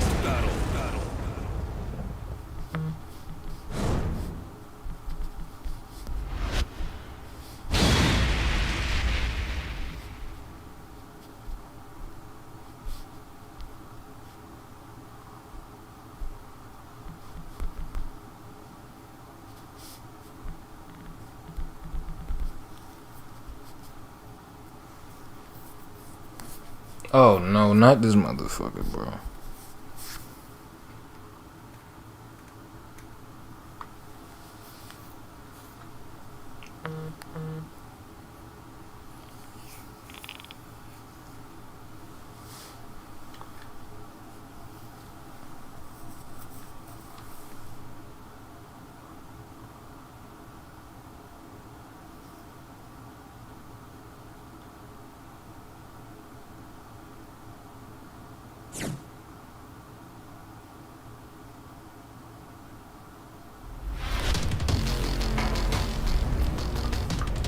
Round 1.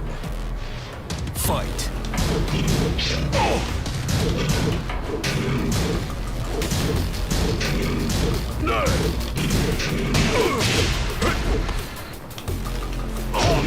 The fuck?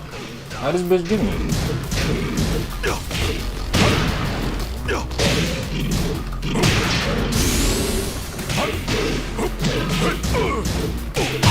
KO. Round 2. Fight. Okay.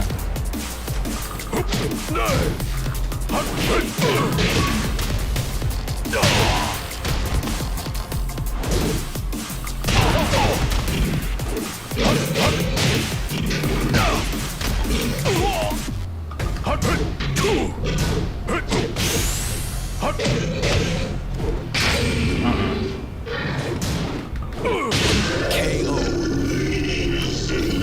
Round 3. Fight.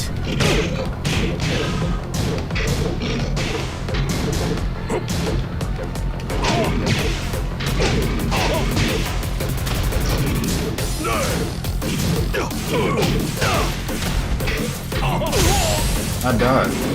Oh. Damn. KO.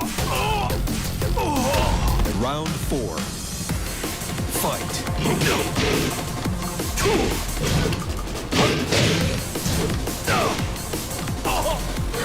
Like I'm expecting a fucking grab.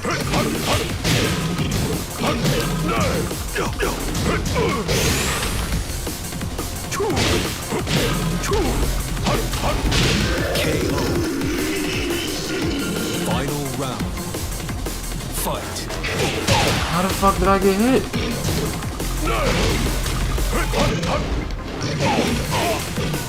Oh, this bitch with these grabs, bro. That shit took that much fucking health.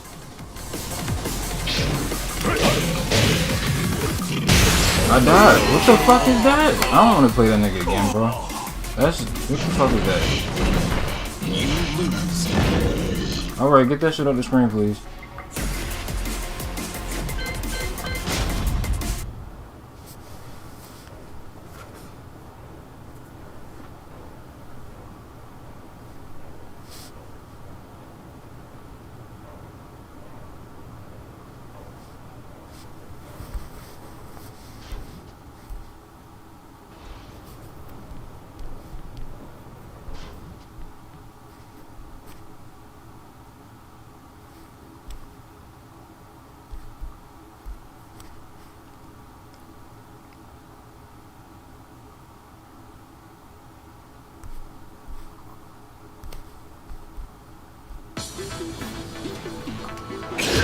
Holy shit. Really? Nigga, I didn't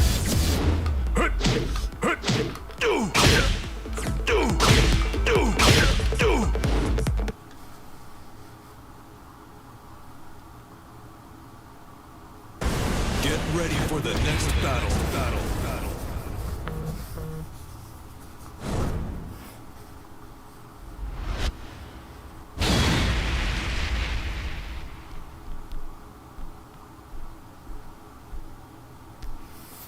Okay, this should be a tough matchup because his dodging is pretty good. It's just determined he got 500 wins with this nigga. Yeah, this should be difficult. Betty difficult.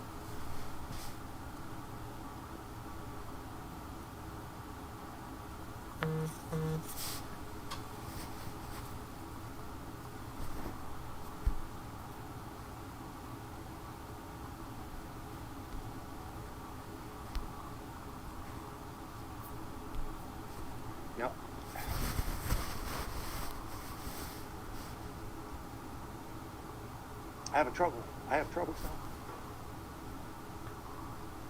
have trouble telling the story.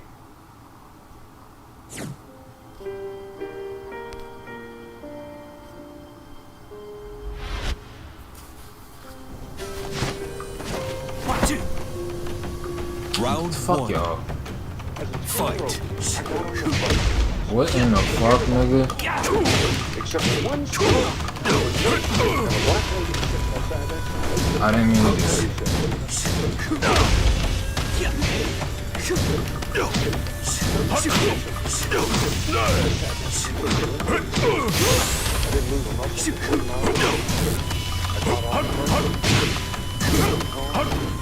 KO.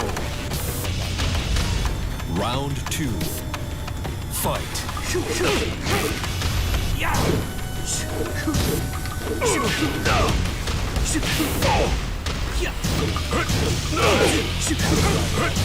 I forgot about that. Oh my god.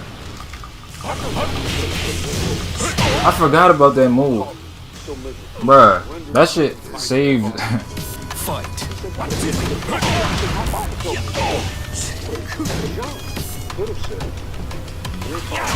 Come on, bro. What?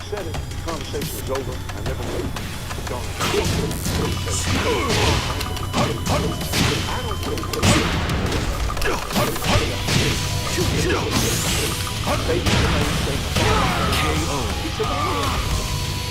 Round four. Fight.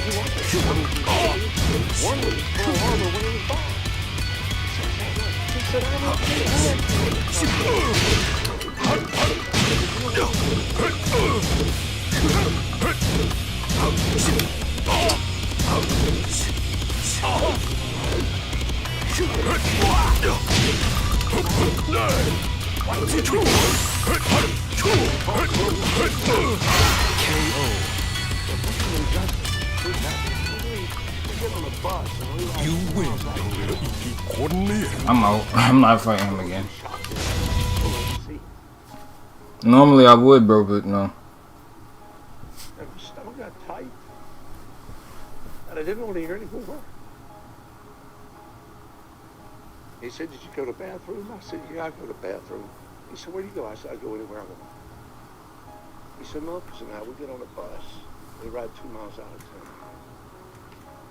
Go to the bathroom. We can't go. The fuck? I listened for the rest of 3 hours. What the fuck is going on, man? Sobbed for 3 hours. Next day I went in and talked to Dean, and then I said, it's crazy. We're studying English. Bro, what the fuck is this? Science. And right across the street over there, we got people 10, we don't even 9, 8, 7, 6, 5, 4. What the fuck? No, what the fuck just happened? Here, I am absolutely certain.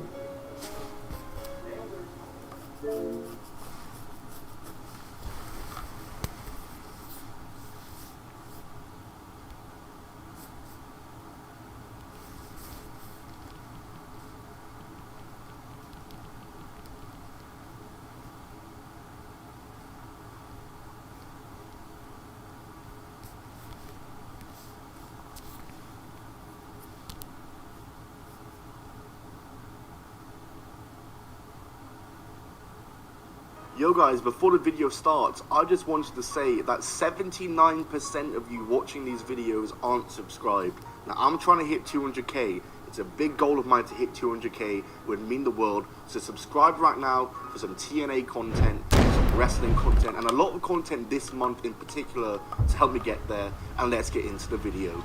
What's going on, guys? It's Tom or Top 10 Wrestling, and welcome back to another video on the channel. Today we're going to be talking about a TNA moment I rarely ever see talked about online that took place very early on into the Hogan era of TNA, that being the Orlando Screwjob. This is the second video of Top Xmas. So many more videos to come, and hopefully a few collabs to come. So subscribe and notifications on so you don't miss a single video this month. Check out my Patreon link down below to help support the channel, and subscribe to see all the videos coming out this month. And let's get into the Orlando Screwjob. Welcome to the Greetings and salutations. This is Almighty Christopher Daniels, sometimes known as the Fallen Angel, but always known as the greatest wrestler in the world. Your mom's favorite wrestler, your dad's favorite wrestler, the world's favorite wrestler. I'm also a paragon of virtue, an inspiration to children everywhere, and the man with the rear that makes the girls cheer. And while you're watching me, I'm telling you, you're also watching Top 10 Wrestling. So, congratulations.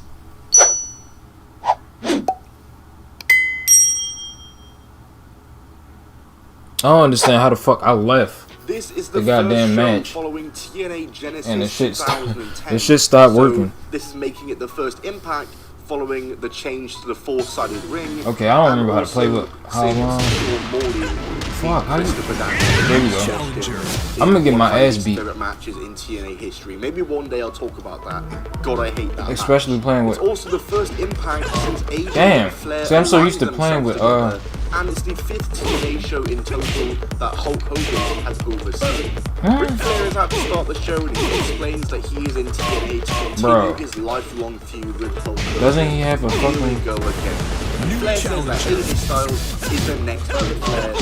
He's telling the story of how he made it to TNA, and this promo really just goes on, and he really does ramble until AJ finally comes out. He tries to cut a Flair-style promo, and it just felt awkward to me. Like, it wasn't bad, but this just wasn't AJ Styles whatsoever. Angle then comes out along with Hulk Hogan, and Hogan says that he runs the show, and that tonight Angle will face AJ for the title once again, and Flair is not allowed to interfere like he did at Genesis. But for our first match of the night, we have another Genesis rematch as the British Invasion of Doug Williams and Magnus are looking to regain their titles from Matt Morgan and Hernandez. I forgot this team existed. Pretty average match here. The main thing to discuss is the finish though, as Rob Terry throws his Feast or Fired case to Magnus, who accidentally hits Williams, and then Hernandez pins Williams to win, and Magnus doesn't break up the pinfall, and then they start blaming Rob Terry, even though Magnus was completely at fault. And then Mick Foley comes out. God damn it, Steve again? How the fuck they match me up with a Steve? They got 1,000 wins with this nigga. later tonight. Next up we have Bro. Orlando Jordan. He is up against the Pope DeAndre De Niro. I'm finna die, bro. Like, what the Someone fuck? good is actually in this match. Pope is so damn charismatic. Because he can't block They it. give You know? Orlando the win after getting barely any offense. TNA 2010 booking never seems to repeat. I didn't realise this show had 2 Orlando street dogs. We get an interview with Angle about his match with AJ Styles, then there, and then Eric Young. I don't remember all of How Wrong's moves, unfortunately. The Nasty Boys. Yes, that is a match that actually happened. Okay, that was one right Next there. up, we got some knockout action as the Madison Reign of the People versus Angelina Love, formerly of the People, only just returned to TNA. Fuck, bro. Very short and Oh, this is annoying. Cause I don't remember how to do shit with him. Madison with her shirt and takes down the People.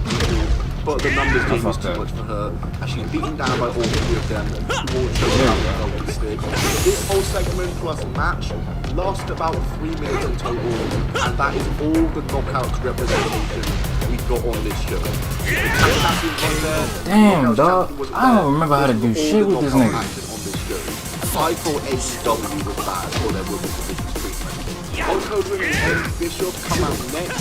They said they've got some things to address and that they need to address it right now. The band takes them out and Hogan tells Hall and Waltman to hit the road because they don't work here. And then Mick Foley comes out as he wants to talk to Bischoff. He says he will see him in his office and cut away. You see Hall and Waltman being escorted out the building. Nash saying it's still not sorted out. But up next, Nash will be wrestling as into the Nasty Boys versus Kevin Nash and TNA Global Champion Eric Young. This was nothing match. The fact that I beat him at all, it shows how trash he is. And no reason to be on the show. And the worst part of it, the Nasty Boys won. How on earth were the Nasty Boys in TNA in 2010, let alone winning matches with Eric Young and Kevin Nash? Oh yeah, and then after God damn it, what's his nigga name? They just decided to destroy them with chair shots to the head. Bloody hell, they're like 70. Next up, Mr. Anderson. Anderson is out. He will be speaking for the first time since his debut at Genesis. He says he isn't in TNA because of people's Twitters, emails, and text messages, which I would love to know who's texting him and how the hell they got his number. He starts talking about meeting the monster Abyss, who comes up from behind him, and Mr. Anderson starts calling him stupid and just putting him names, and Abyss just listens from behind and eventually beats him down. He goes to Black Hole Slam, but Anderson is able to escape. We then see Bischoff and Foley finally talking. Foley is furious. He says he hates how Bischoff has taken his job, he hates what Bischoff is doing with TNA, and then the cameraman is asked to leave because apparently it's about to get tense, and so we don't even get to see what happens. The cameraman Dude, what the fuck? But anyway, the main event is next, and it's Kurt Angle versus AJ Styles for the TNA World Heavyweight Championship. This is Nigga, going to be a good match. So maybe I just beat this this can save this pretty awful show. And luckily, this was a very good match. I forgot everything. I forgot everything. And I just beat this nigga. As this was a TV match, not a pay-per-view match. But still, a really good match. The 2 of them are the best. I'm gonna try one with Jen. And they just had great chemistry, and for a TV match, it was really good. But the main thing to talk about is the finish of this match, and that's where the title of this video will finally come into play. Angle has the angle lock locked in this tournament 7. AJ rolls out and locks in his own angle lock, and then Earl Hebner rings the bell immediately, which I didn't even realize. Earl Hebner wasn't it one that oh, maybe that's my fucking PS4. The fans chant BS, and Hebner hands AJ the title, and Angle is fuming. Hogan comes out. Angle is pissed that Hogan let it happen, and says, and I quote, "I don't need this, SHIT. I can go back to WWE. Yes, I quit. And then spits on Hogan. Angle continues swearing at Hogan. I'm fucking done. And the fans are chanting, "You screwed Kurt. This is BS. I quit.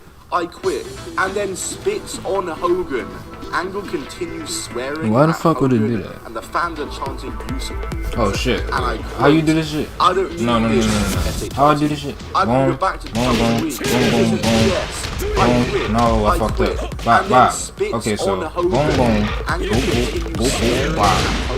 Bop. The fans are chanting. What the fuck did I used to do? Bop, bop. Boom, boom. Boom, boom, boom.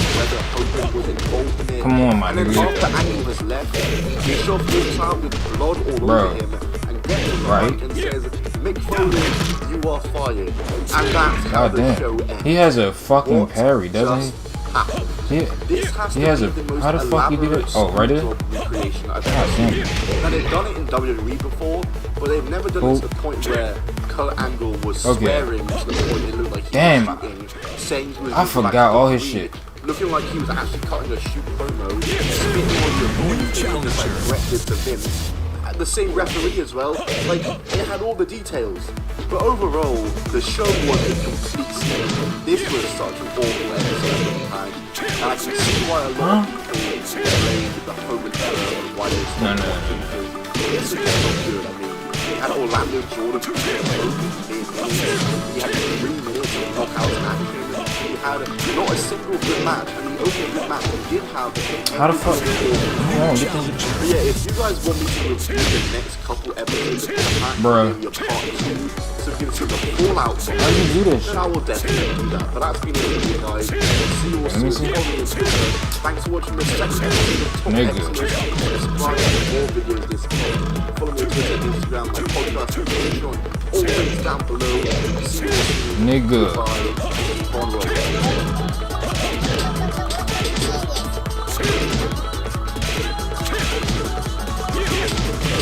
Right.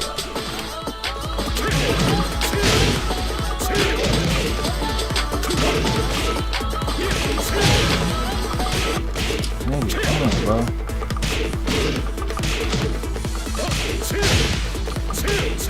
Is this game serious?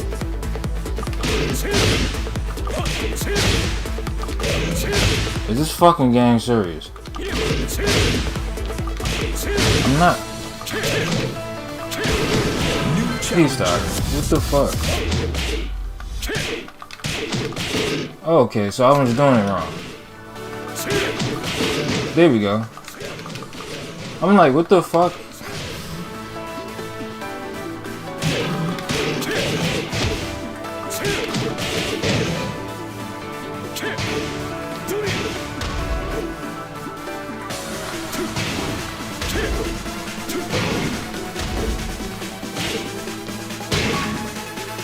How the fuck did I do that? Oh. New challenger.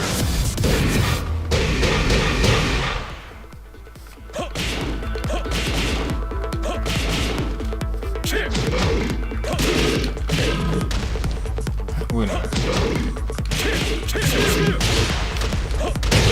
Well, I fucked up.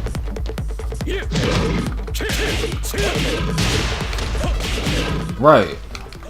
Okay. And then you got the boom. And you got the shit on the wall.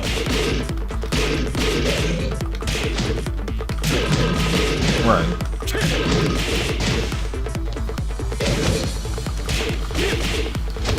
I don't know what the hell we just did.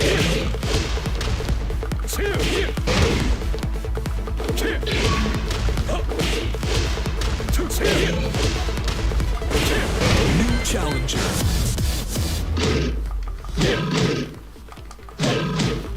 Oh, maybe that's how wrong who does that.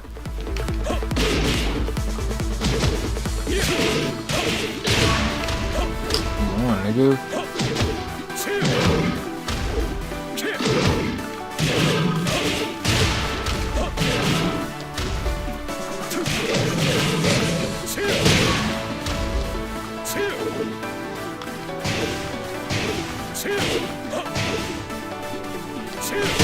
Bro, he has a fucking move.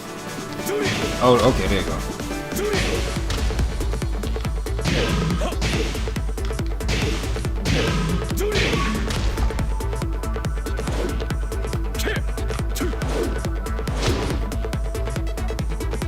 Well, I don't remember how to do the hell spin shit. Or whatever the fuck it's called.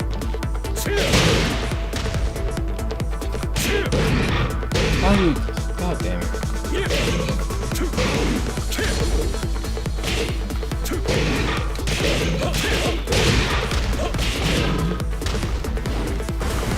New challenger. How you... Okay, go on.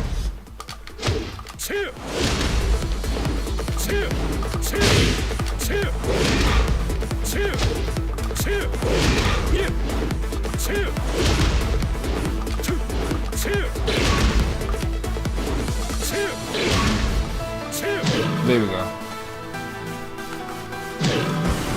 New challenger. Okay, so come on. Okay.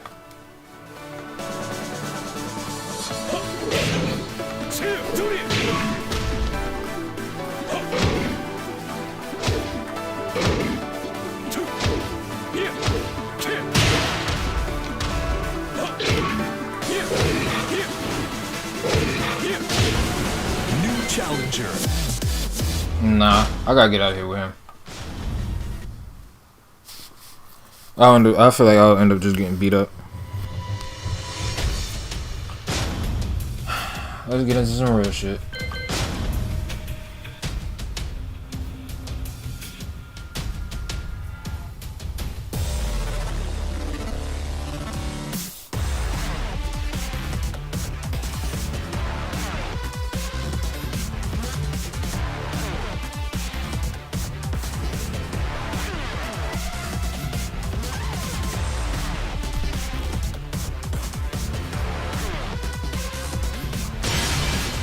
Welcome to the King of Iron Fist Tournament 7.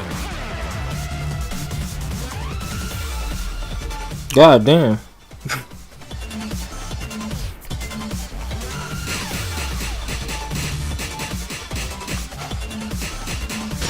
Falcon Lam.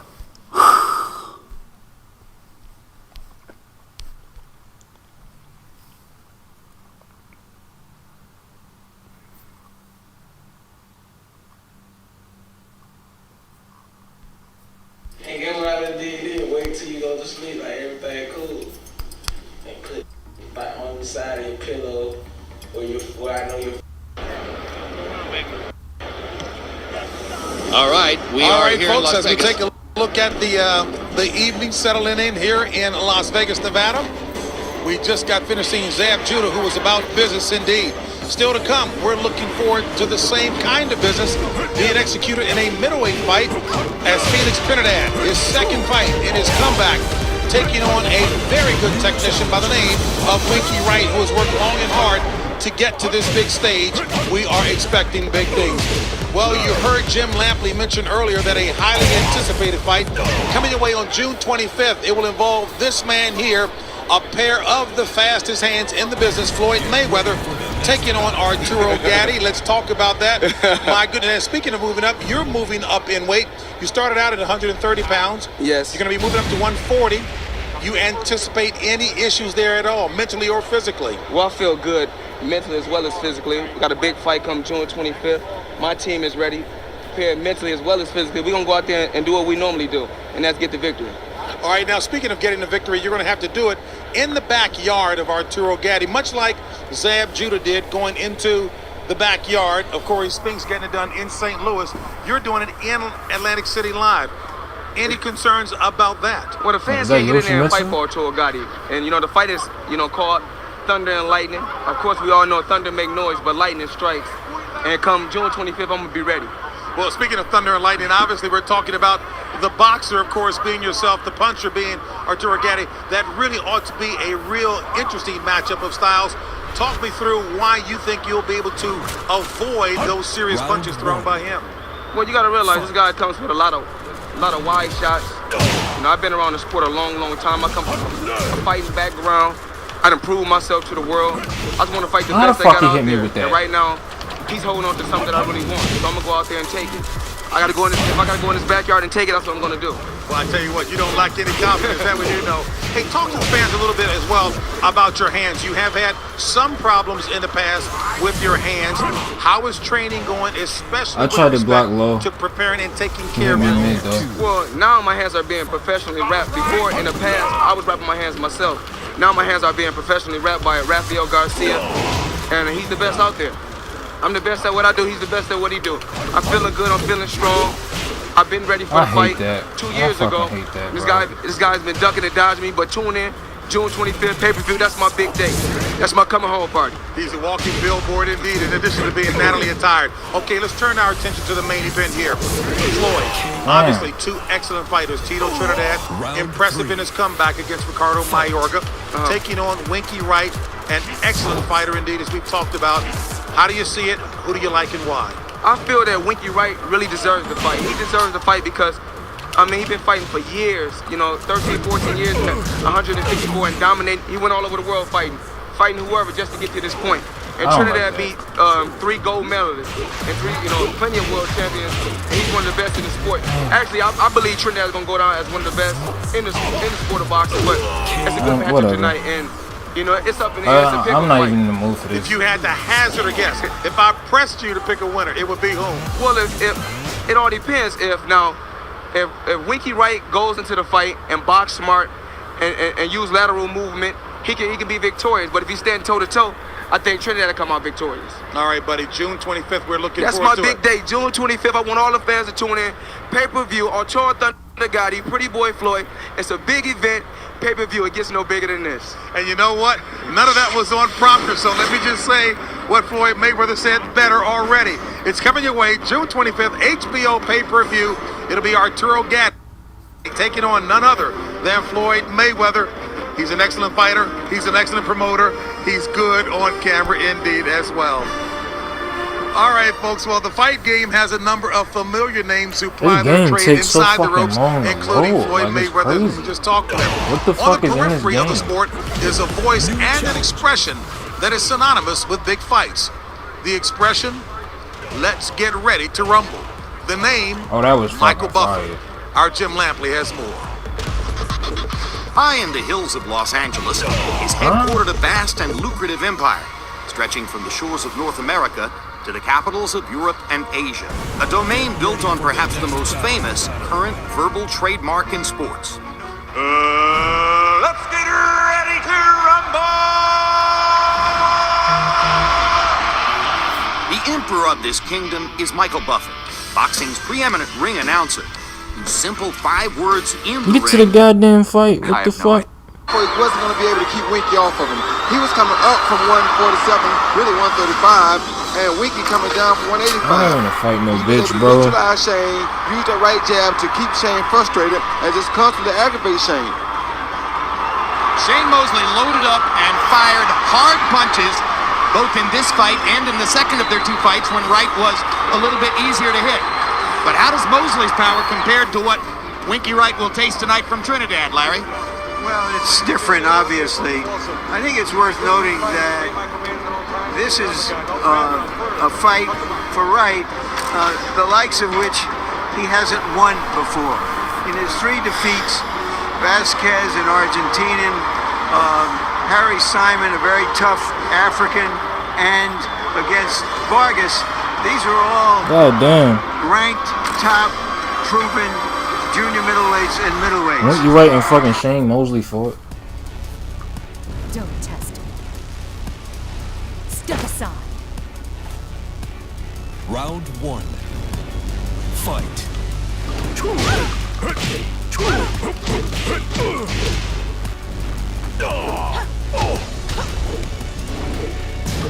I don't know this bitch, so.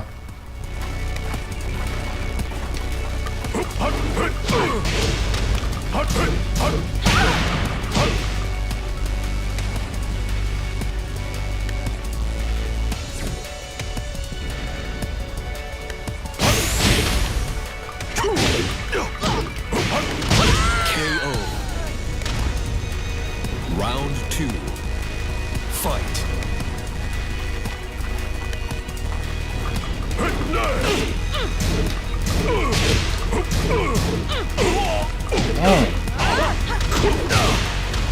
I normally get this second one off.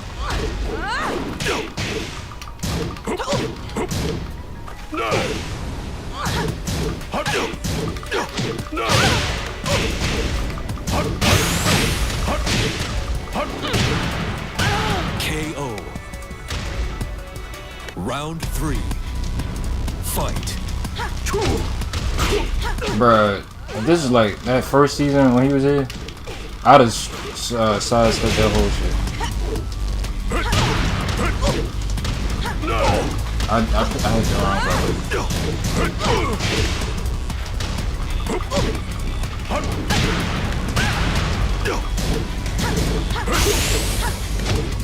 That's a kill. Round 4. Fight.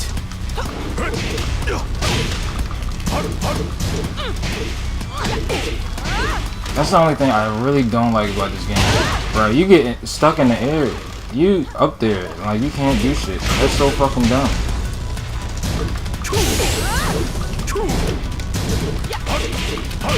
KO.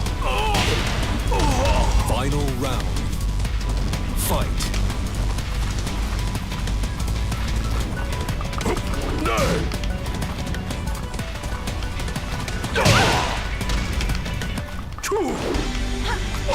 Bro, I don't know this bit. And I was trying to get this last fucking. That's annoying. How the fuck I couldn't finish that?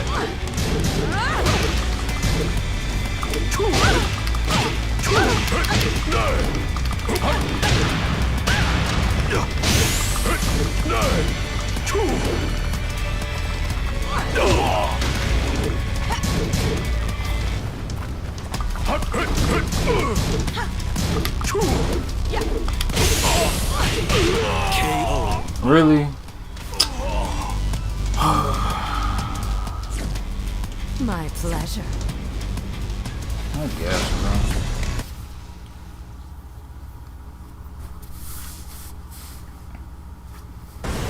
We know now that Mosley didn't belong in that class. Tonight again, Wright is fighting the legitimate middleweight, a quality legitimate middleweight. He has to prove that he can beat that type of big man. In the 5th round of their second fight, Roy Jones, in 5th round of their second fight, in the highlights that we just showed. What the fuck? Round of their second fight, Roy Jones, in 5th round of their second fight, in the 5th round. highlights that we just showed there. We saw the one most uncharacteristic moment of Winky Wright's career when he dropped his hands in the 5th round and more or less invited Mosley to hit him, almost as though he were semi-bored after 16 rounds of outboxing Shane. Why did he do what he did? Well, he got a little bit overconfident, got too confident, thought that he had Shane completely under wraps, and that was not the case. Shane is game. Shane will fight to the end, and Shane proved that. And as a matter of fact, Shane almost dropped him when he dropped his hands and did that.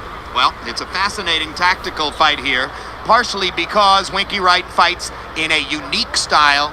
We'll be discussing it in more detail just a little bit later on. And right now, as we take another live look at both Winky Wright and Felix Trinidad, let's go back upstairs to our host, James Brown.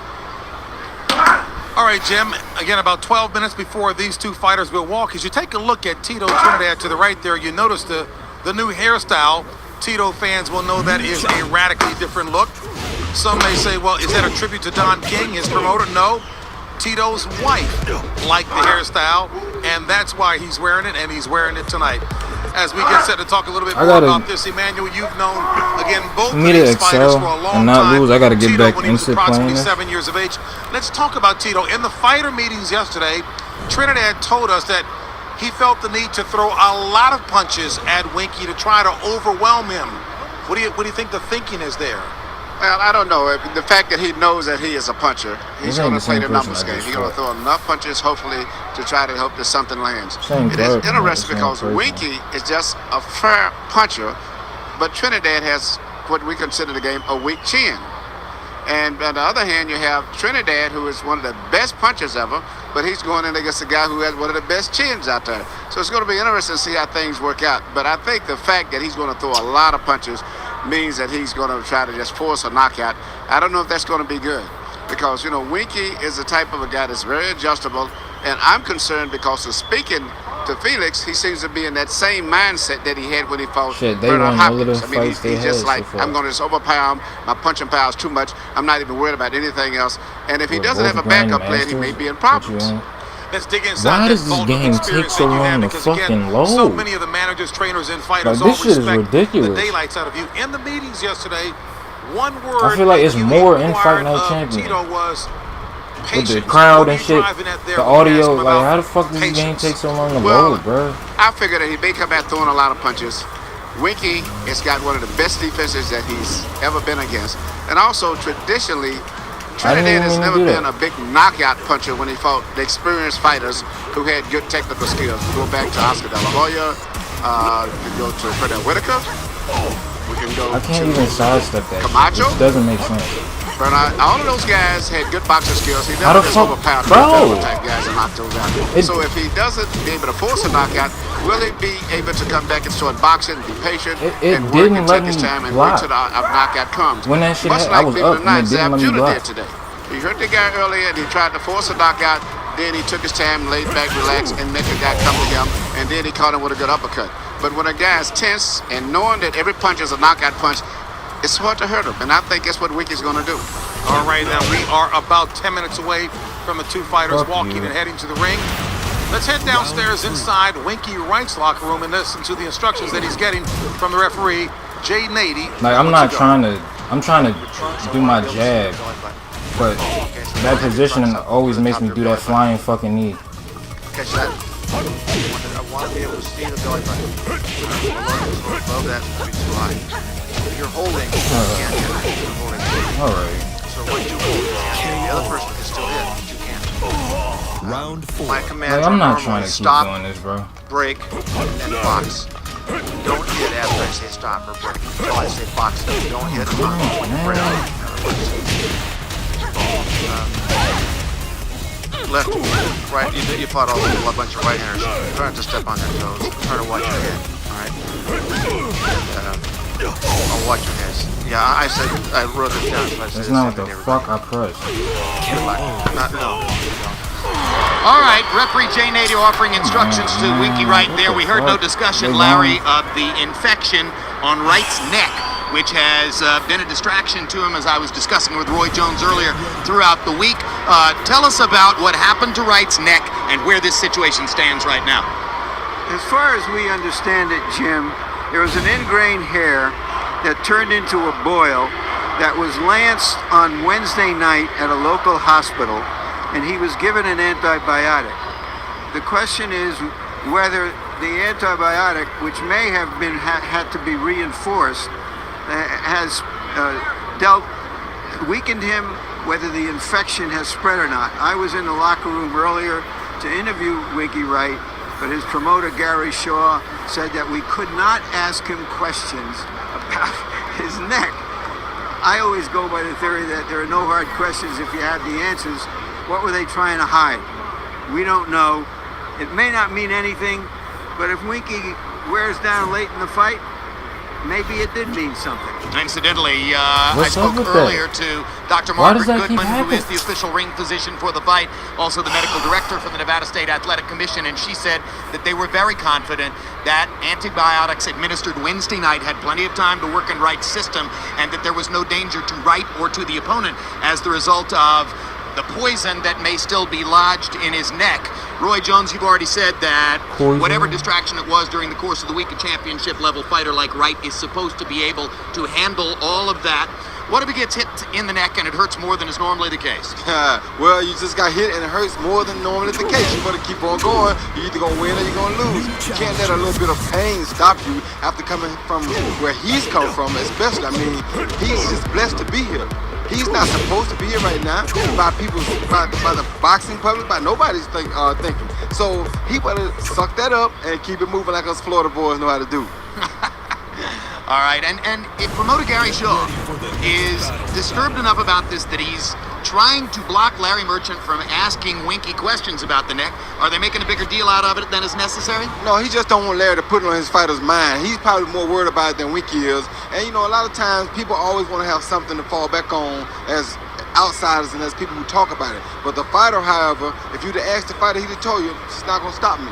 Did you ever fight with anything like that that could have been a big distraction and which you were able to ignore? I can't tell you how many times I fought when I didn't have something like that wrong with me. Really? To be honest, so. Life in boxing, JB. I love the honesty of Roy Jones Jr. indeed. All right, Jim. Tonight, it's the boxer against the puncher. The ultimate test of styles making fights. Boxer Winky Wright has only 25 knockouts in his 51 fights, but the former undisputed 154-pound champion hasn't lost since 1999. Puncher Felix Trinidad has 35 knockouts in his 43 fights and was last seen devastating Ricardo Mayorga in 8 rounds. Tonight, it's Tito's second fight coming off of a 2.5-year retirement. So, will it be the boxer or the puncher? I pressed, what the fuck? It's time That's to find leg. out. That ain't nothing but leg, bro. Trinidad throwing every shot with murderous intent. Epic counter left hand by Trinidad right up the pipe. Felix Trinidad has won titles in 3 different weight classes. Sensational performance by the greatest finisher in the sport. A boxing The icon fuck? who last That was October bullshit. returned to the ring against should've Ricardo missed Mayorga after a 2.5-year layoff. Mayorga dropping his hands, Trinidad just firing away. It's leg in the ass. For the 3rd time, and Steve Smoker is going to What the stop fuck the is fight. that? It's a 2-word Are you fucking serious? Tito's back. But will Trinidad be able to find the target against boxer extraordinaire Winky Wright? The former 154-pound kingpin finally got noticed with back-to-back wins over Shane Mosley in 2004. This is a Winky Wright who's come to fight the fight of his life. As the fight goes on, it seems Winky gets bigger and Mosley gets smaller. Tonight, Wright moves up to middleweight and challenges boxing royalty. Will Wright show he belongs, or will Trinidad continue to impress in his return from retirement? Trinidad Wright is next. That's not even what I pressed. That is some bullshit.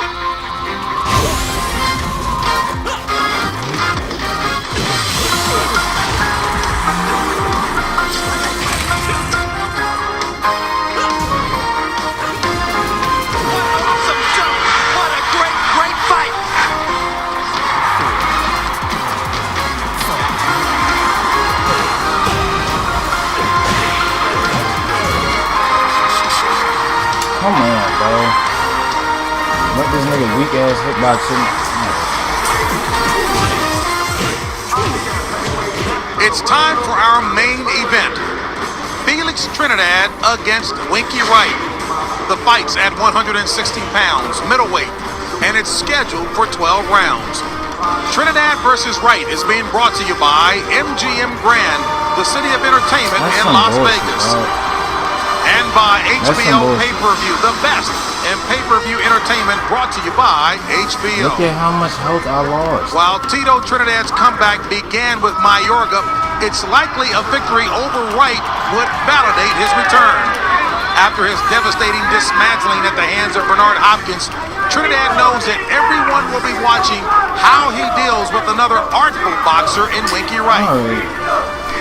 And this man, Winky Wright, has studied the formula first concocted by Hopkins. Box Trinidad. Right, it's no point. Stay away from the left hook. Bro. It may not be as easy for Wright as Hopkins had it, since Winky's never fought at 160 pounds after spending a career at 154. And we welcome you upstairs once again to our host position, James Brown, along with Hall of Fame manager and trainer Emmanuel Stewart. Manny, Tito Trinidad was driven into retirement after being soundly beaten by Bernard Hopkins. The question is, are there any similarities between Hopkins and Wright? I think there's a lot of similarities. Maybe they're both in fight from a different stance. One is left-handed, one is right-handed. But both are veteran fighters. Both are good technicians. Both guys have good chins. And those are the exact type.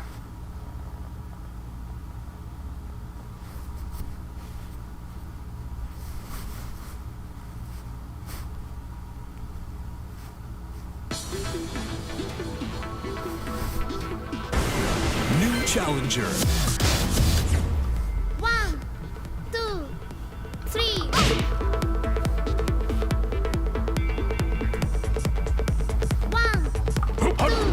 Fuck up.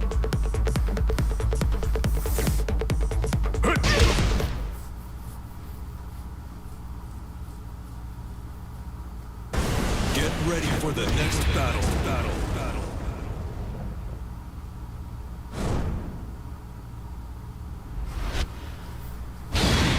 Alright, I don't like these niggas be spamming that shit. Okay, I'm done.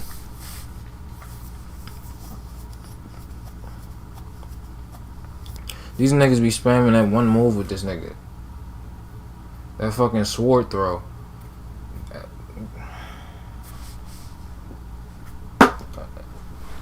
That last fight really bothered the fuck out of me. And then it's like everybody else do so much damage.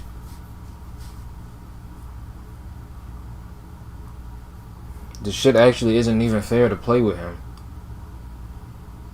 I can't say he has the easiest combos to pull off. I don't know.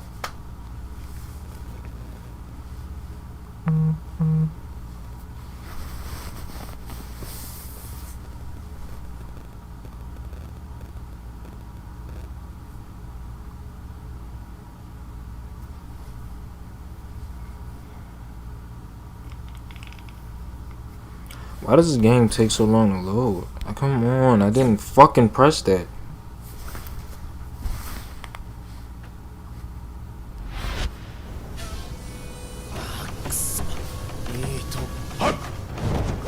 Round 1. Fight. What the fuck? Bro.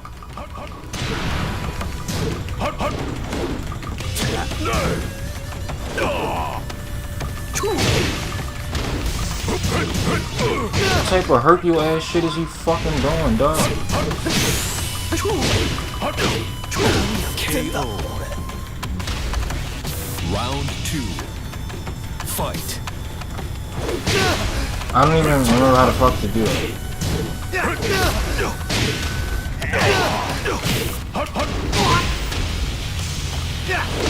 That is fucking crazy.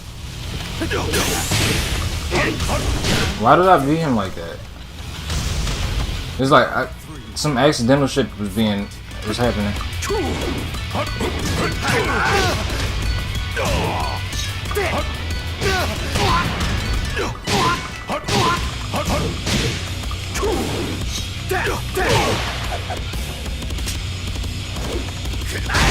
That shit right there, the nigga spamming.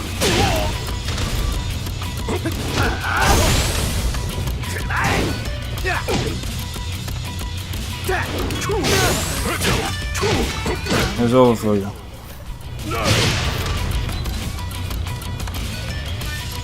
You win.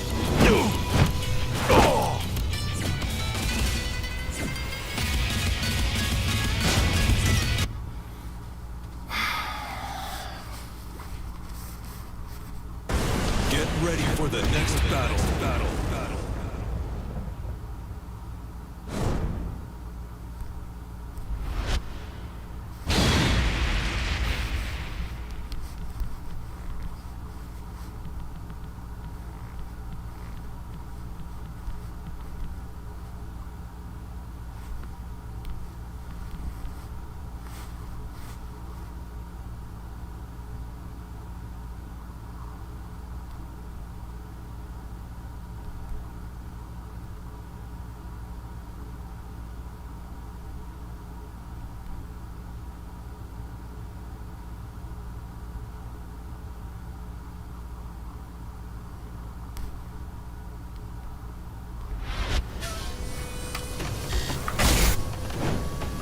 Round 1.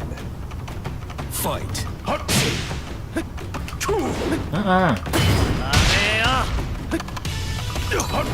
Fuck you.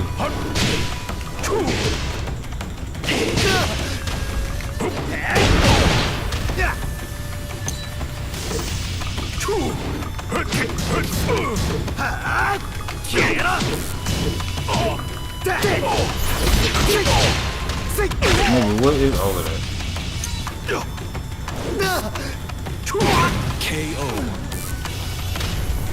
Round 2. Fight. KO.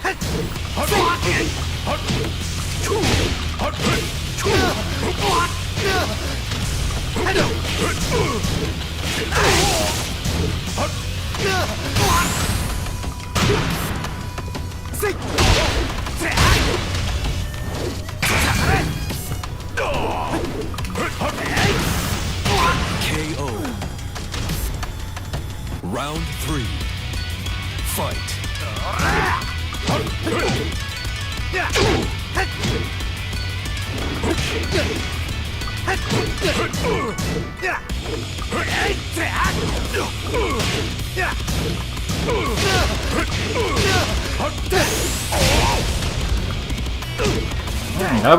Damn, that was lag. What the fuck?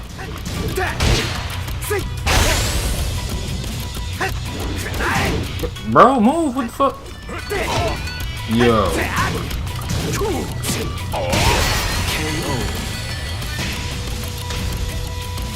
That was lag. Like, what the fuck?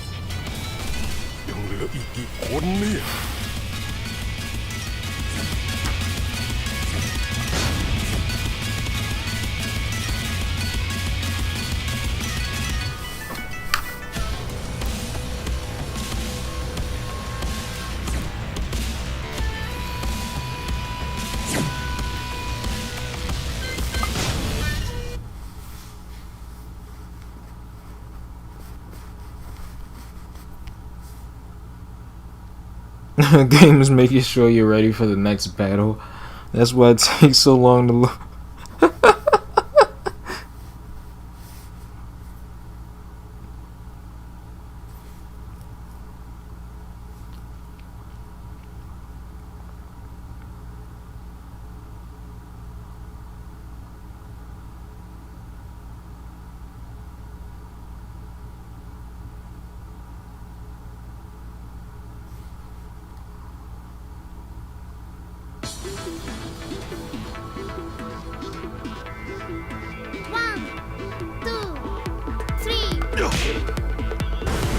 New challenger. 1, 2.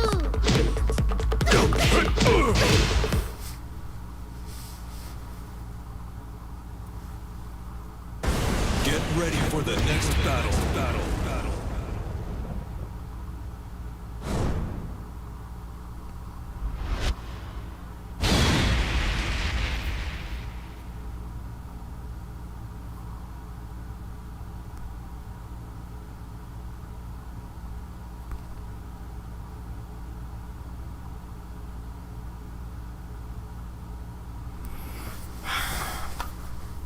Huh?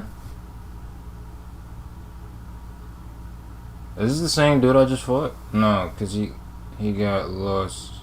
No, he has wins. He has wins. I don't even remember how to use my rage art. Or the drive, whatever the fuck it is. Like I used to. Like what? In 2020.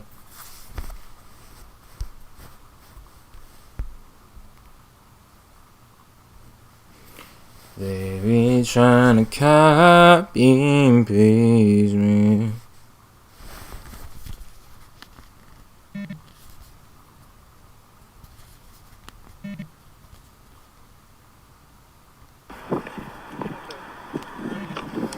It's a cheese, baby.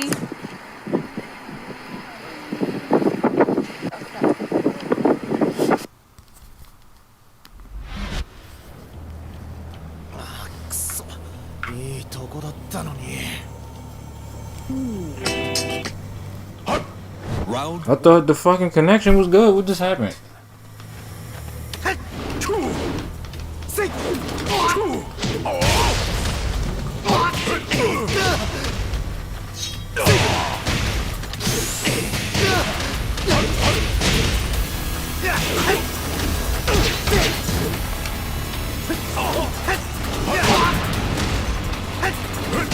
KO.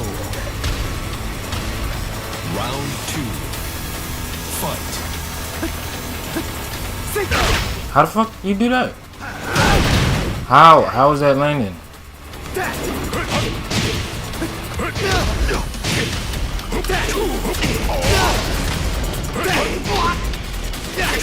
Wait, what's my one move? What the fuck? See, I gotta start playing this shit again. Fight.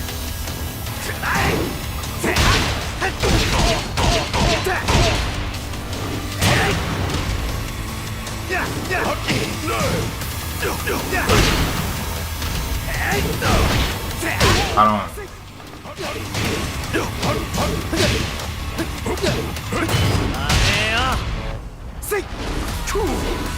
Bitch, stop.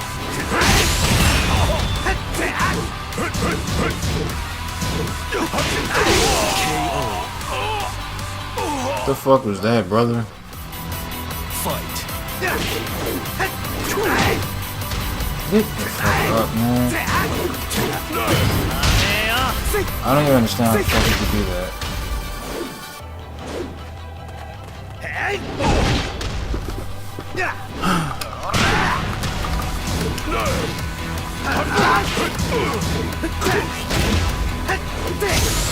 Bruh. No, I can't block that? No, Final round. Fight.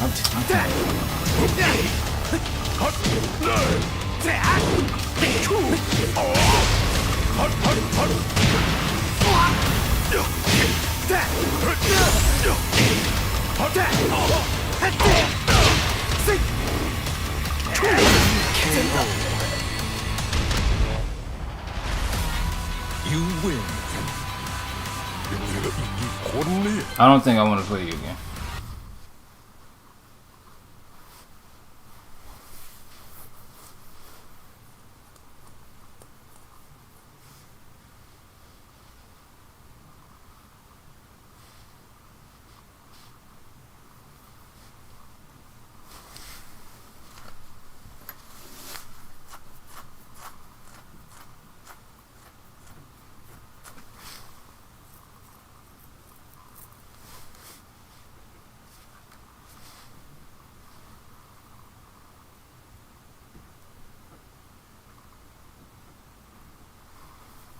I don't even remember how fast this shit was loading on my laptop.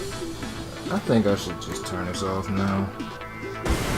New challenger. Fuck it, bro. Whatever. Nobody was even in here for the stream, man.